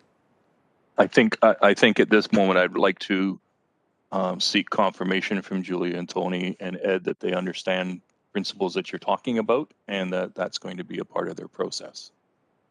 Is that correct? Nodding heads, nodding heads. Yes, that is correct. So we will see that report coming forward at a later date. Okay, I have, Councillor Nan, are you on for a second time? You snuck in there, didn't you? Go ahead, Councillor. Thank you. Yeah, sly pressing buttons all the time.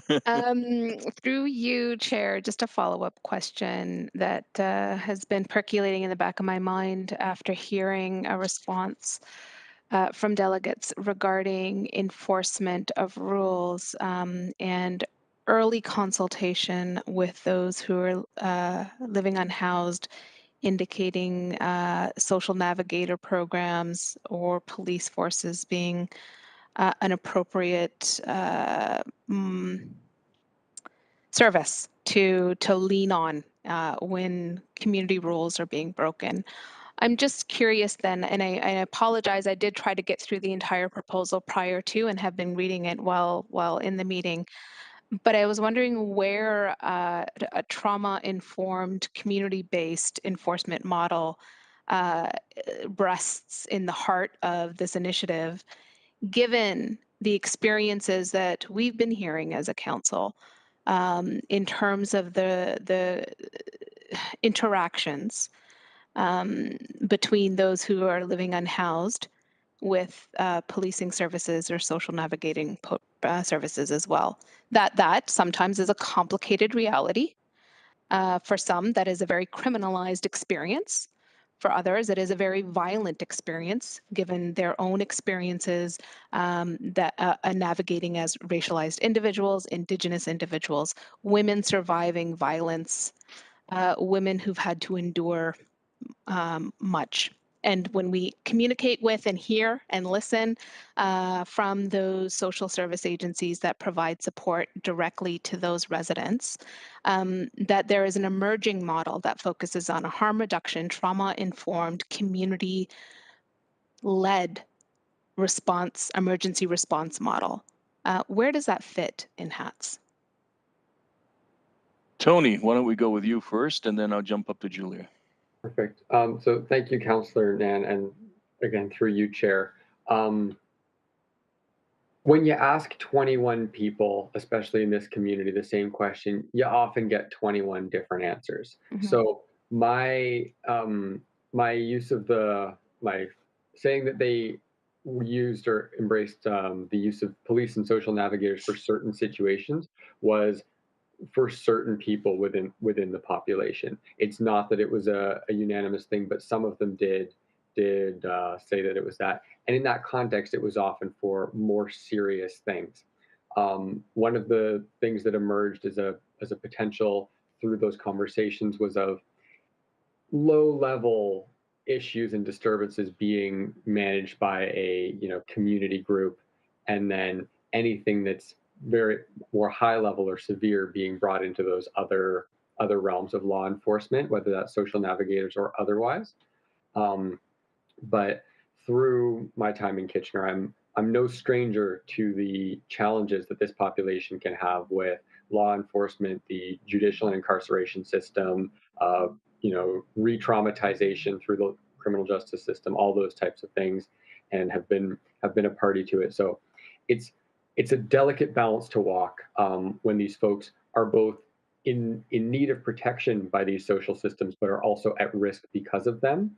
And that's some of the things that we're trying to figure out by asking them directly, not asking around them, not theorizing about it, but asking them very directly. So that's all I'll say to that now, but that's the crux of it.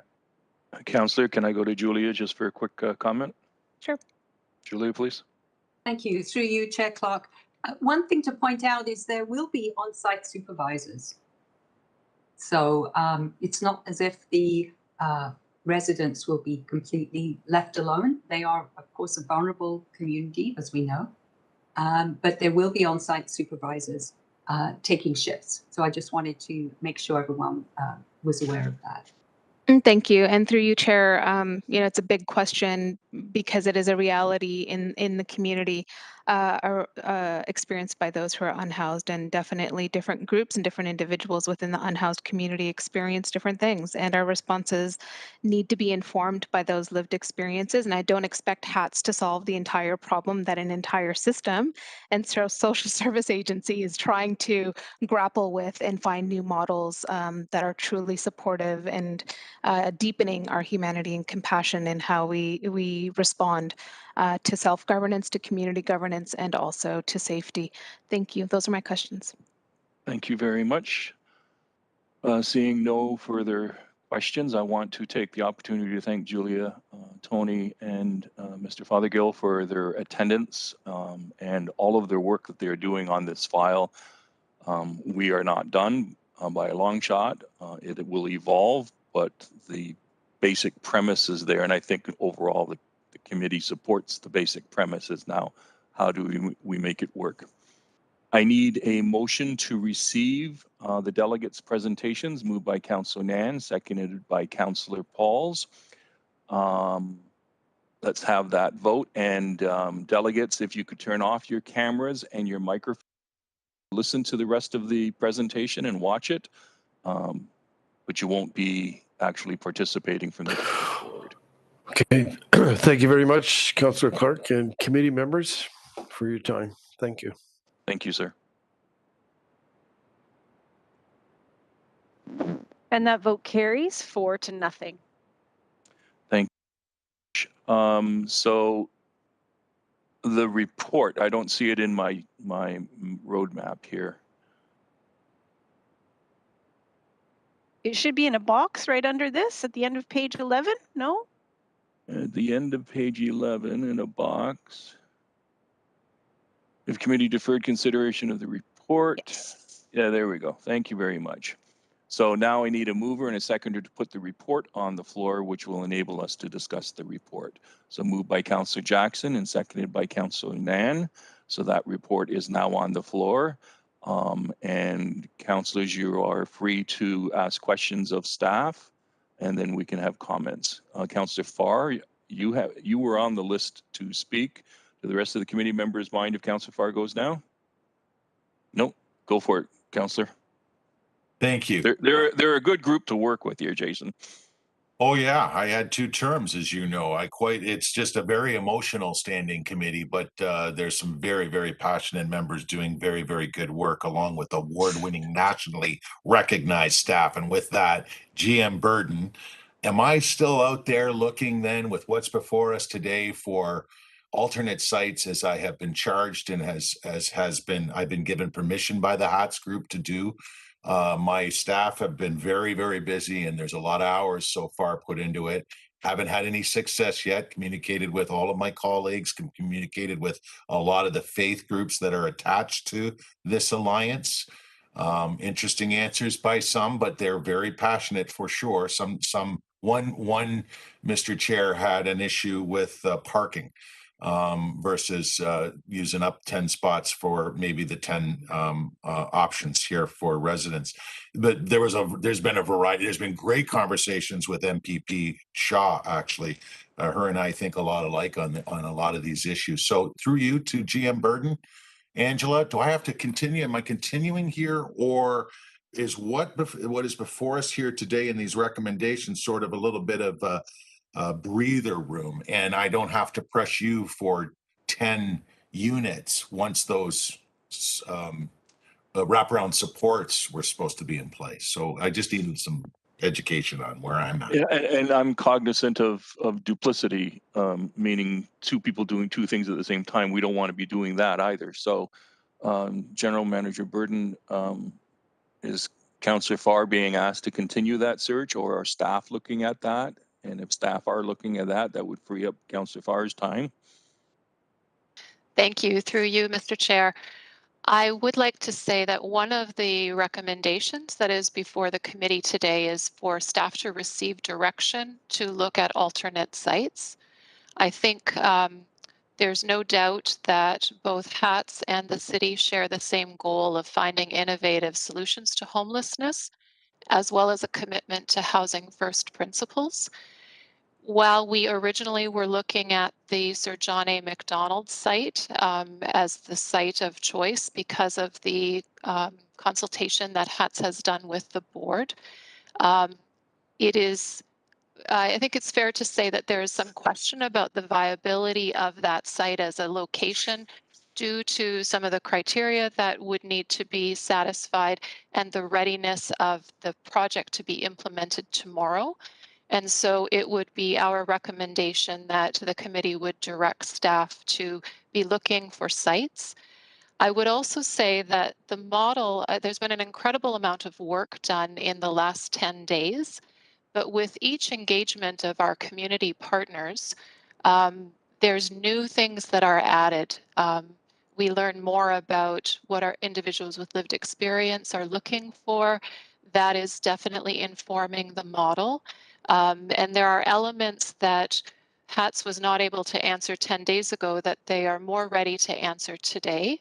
And I know that that will continue. And as we look at other best practices, there may be other elements that come forward. So I would say that it's not a diversion of the original concept, but more of an enhancement and a way of ensuring success towards those housing first principles. So yes, I would say we're trying to balance the urgency of the need and the crisis that we have before us with thoughtful planning and ensuring that as we embark on this initiative, where the city is supporting this as a community-led initiative, we are doing it in a thoughtful way that sets us up for success, not just for 10 individuals, but perhaps additional unhoused individuals too. Thank you. Thank you, Councillor. Thank you. Through you to Jason Thorne. Thank you, Angela. 2 weeks ago, you said there's hundreds and hundreds of sites possible to hit the ground running on, or something to that effect. Can you reiterate what your point was then, and if there's still hundreds and hundreds of opportunities, and taking into account what you heard Ed say about the lower city having additional zoning challenges? Through you, Chair. Thank you, Mr. Thorne. Yeah, so through the chair, what I was speaking about was the zoning categories that permit the use of an emergency shelter. So it is permitted in many locations around the city. So institutionally zoned sites, many of the residentially zoned sites, commercial mixed use sites. I did note last week, and I think Ed noted it today as well, it's not permitted in industrial zones. So in terms of the properties around the city, yes, there would be many of those that would permit it as a use. Now, whether or not that then there are then the other standards that get layered upon it, whether, the radial separation from other shelters, setbacks from other residential uses, all of those sorts of things become a very site by site consideration that would have to be looked at once there was sort of a preferred site or a narrowed down set of sites. So I couldn't speak to whether or not those would come into play across many other sites, but in terms of the use of an emergency shelter, yes, that is permitted in lots of different locations around the city. Councillor? So what you just said, through you, Chair, it might then be difficult to move today what Ed has suggested and what's in the Appendix A report, not having the knowledge of the site. So through the chair, yes, I would say it'd be very difficult today and probably premature today to try to identify what those zoning provisions should be or would be, if any. That would have to be, that would potentially be set aside in terms of enforcement. That would be much easier to do and be able to be more sort of specific and targeted if a site is actually known. Councillor, 3 minutes. That's great, thank you. And then is it a planning exercise? I've talked to Ray Kessler quite a bit in the last couple of weeks to if this committee and ultimately council were to approve the recommendations, the 3 put forward today, and I think it's the second recommendation, would it be a real estate exercise under the Planning and Economic Development Division to help find something that's comparable to the 8 other examples across the country? Or I shouldn't say that, that's my opinion, or a site, an official site. So who's going to be looking for the site that we consider? Yeah, the chair's already alluded to the fact best to get it out of FAR's hands. I'm just cognizant of the effort that you're putting into it and the time on your staff. There are other staff that could do that for you instead of you doing it. But anyways, I thought I read your mind. Sorry, Councillor Thorne. Jay, so through the chair, I haven't assigned a particular staff person at the moment. I know that I've personally been taking a look at a number of sites. I think if this is if this direction is approved by council, between myself and General Manager Burden, we'd look at which staff would be part of that. I would suggest that probably from a PED standpoint, we'd be a bit more in a supporting role, identifying sites that have appropriate zoning or mostly appropriate zoning to allow the use. So we'd be part of that. I haven't identified a particular staff person yet. Thank you. Can I go back to GM Burden just because it's going to haunt me if I don't? I'll lose sleep over not asking what she meant by this being, quote, an enhancement of the original concept, end quote. I'm a little bit, I don't know that yet because we're kind of asking for more answers to questions that haven't quite been answered yet. And certainly you're in this comment, I believe, GM Burden, you're calling attention to the fact that a lot has changed in a short time. But and if you want to label it as enhancements of the original concept, what I've heard today was a concept that's far from that KW model, which was originally what everyone wanted to mirror, and more in line with we'll go to supports and not bring the supports to and create a community where everybody comes to the community. So I just want to, if you wouldn't mind being clear on that, I'll leave it at that. Thank you, Mr. Deputy or Mr. Chair. General Manager Burden. Thank you, through you, Mr. Chair. Councillor, I think whenever we have a concept and an idea, we then have to look at how is it implemented. And one of the concerns I think that even the HATS group had about the KW model is that the KW model has residents that have started with the Better Tent City on day 1 and remain in that Better Tent City now 3 years in. And so that is an example of how the HATS proposal is different than the KW model. And that was the initial understanding of the HATS group, even when 2 weeks ago when we first came to hear the delegation in the committee. And I think part of why we had asked the HATS group to write things down in a formal proposal is to be able to clearly articulate what is the vision, what is the concept, how do they see this working in a housing first philosophy and principles that would align with the city's commitment to end homelessness. That trajectory or an individual who might be in a tiny cabin to permanent housing is absolutely critical. And we don't want the tiny cabin to be the end goal of the project. And so I don't want to speak on behalf of HATS, but I would say that the 10 days that we have had since the initial committee has enabled HATS to more fully develop their concept. And as always, when community partners come forward with in-kind resources or offers of help, that's what I mean by the enhancement. It may not be the word of choice, but I think we have agreed together that as we have been meeting, how do we ensure that what we are developing is best practice and something that is not a sanctioned encampment, but actually builds that trajectory into permanent housing. And so there's new information that is coming to light in terms of how we can make this the best Made in Hamilton model possible as a community-led initiative.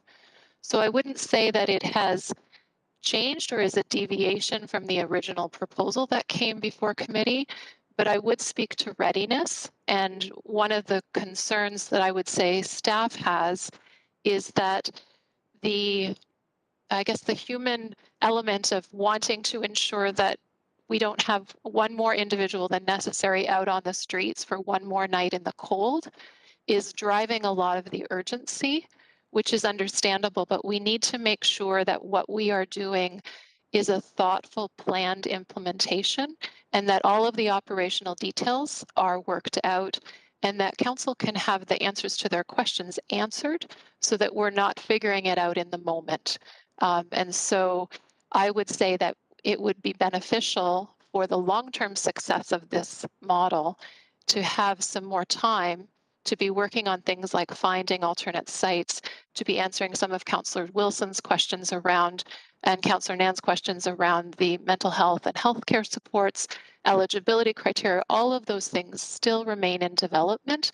I have seen the HATS make incredible progress, and we've made some really good linkages between the city, both from Jason, General Manager Thorne's department, and Healthy and Safe Communities. And I anticipate that that would continue as we have more time to plan and operationalize this model, should council give that direction. Thank you.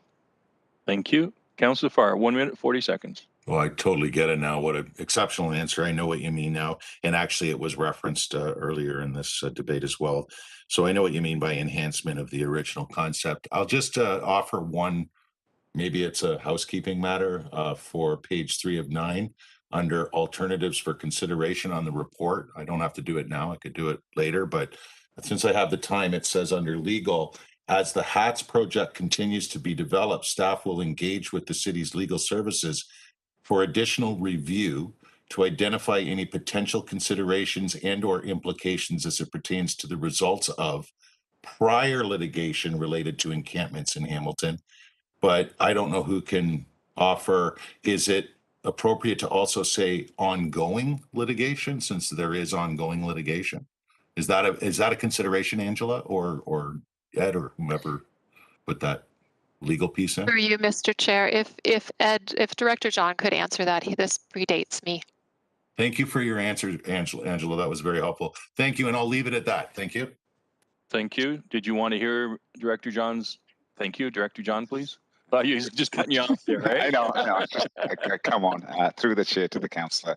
Yeah, that's a simple amendment. You're correct. I mean, we just wanted to draw attention to the fact that we have not consulted legal through this report. There simply wasn't time, and we don't know the answer to those questions. So there was no statement one way or the other, just that we need to consult. So we can take that on board and have that ongoing as well as previous as a means of discussion. Thank you very much.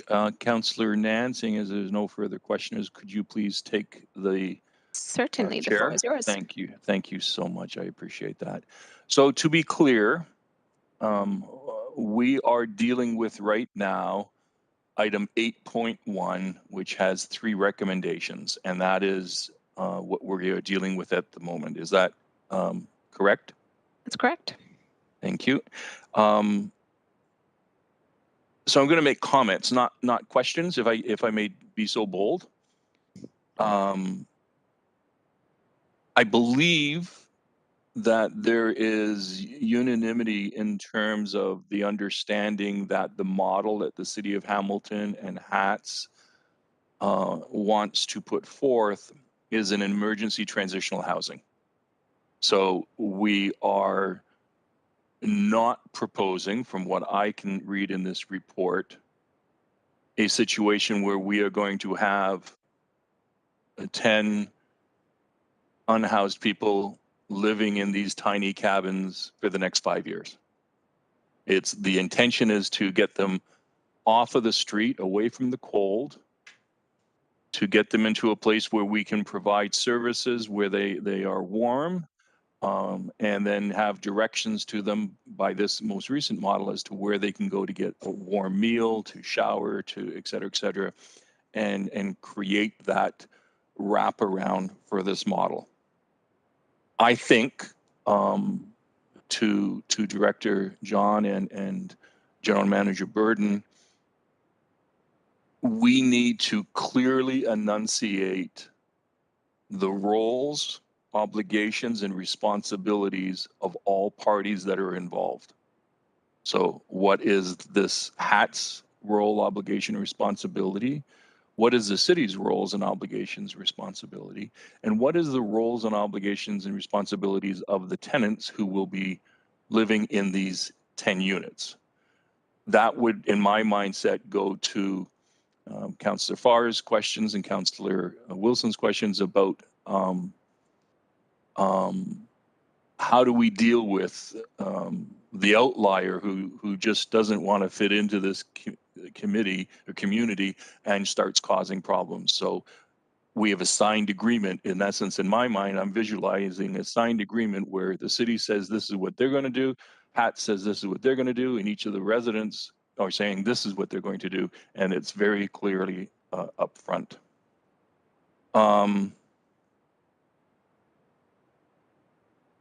I'm not that concerned about whether or not services are being provided at the community or whether or not individuals are being asked to go to this clinic for to receive their methadone or whatever the case is. They have been doing it right now while they're living on this street.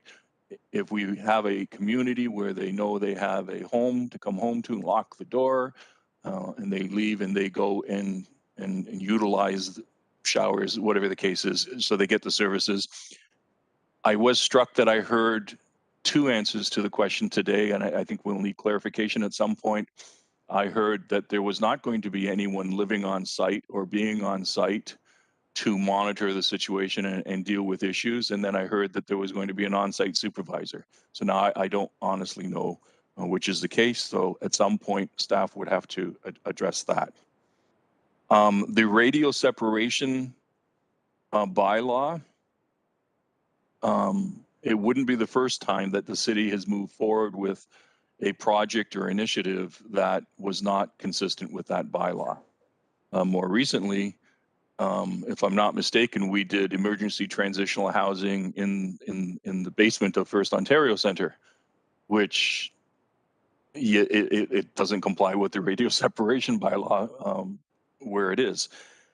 We had the other issue in my first term when Mayor Berchina was here, and there was all that concern about the mental health center and facility for young adults that was being established. And the radio separation agreement again said, don't do it, but we did it, and it has been a success. All of the fears of issues with that facility didn't come to bear. So I'm going to support the recommendation that is here.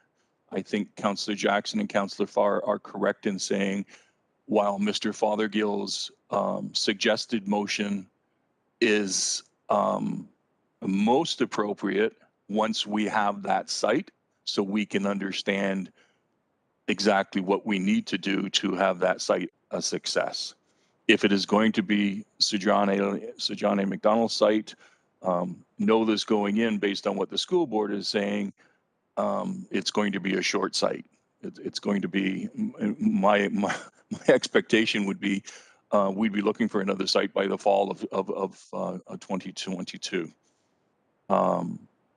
So it's important that we do what's right now to get the project and it needs to have the form and function developed almost simultaneously. So we need to make sure that what we're putting forth is a recommendation that we're going to find a location, that we're going to develop this model for emergency transitional housing under the auspices that it is transitional, that the residents who are utilizing it are moving through it and moving into the continuum of supportive housing, and then if all goes well, moving into geared to income housing. And so that's how that continuum is supposed to work, and that's how Mr. John has described it for as long as he's been involved in his role currently.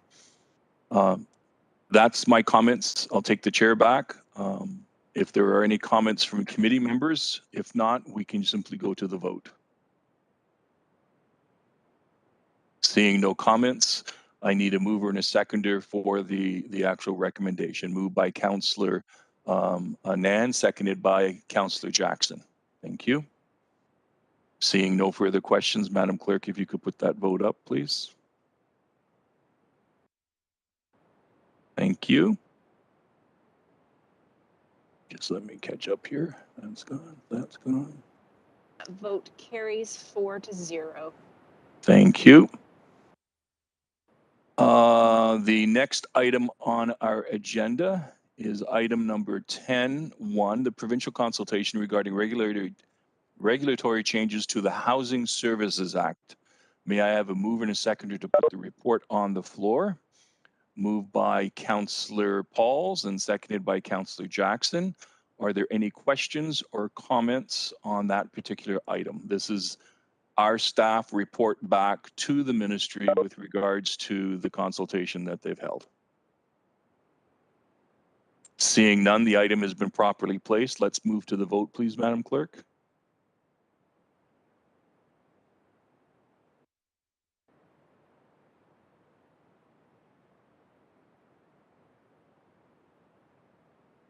And that vote is up. Councillor Pauls, are you able to vote?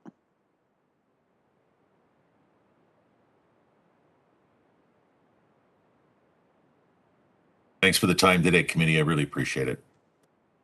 Thank you, Councillor, for participating. It was worthwhile. Thank you. Councillor Pauls, we're waiting for your vote. Thumbs up if you can't. Are you in favor or nope? Oh, yes, we got it now. Yes. Okay. It just was turning, so I couldn't click. Okay, thank you. That carries 4-0. Councillor, I've been turning like that all day, so don't feel bad. Moving on to notices of motion. Are there any notices of motions that we have not received up till now? Seeing none, there are no further items on our agenda today. I need a motion to adjourn, moved by Councillor Jackson and seconded by Councillor Nan. I thank you all for your time today.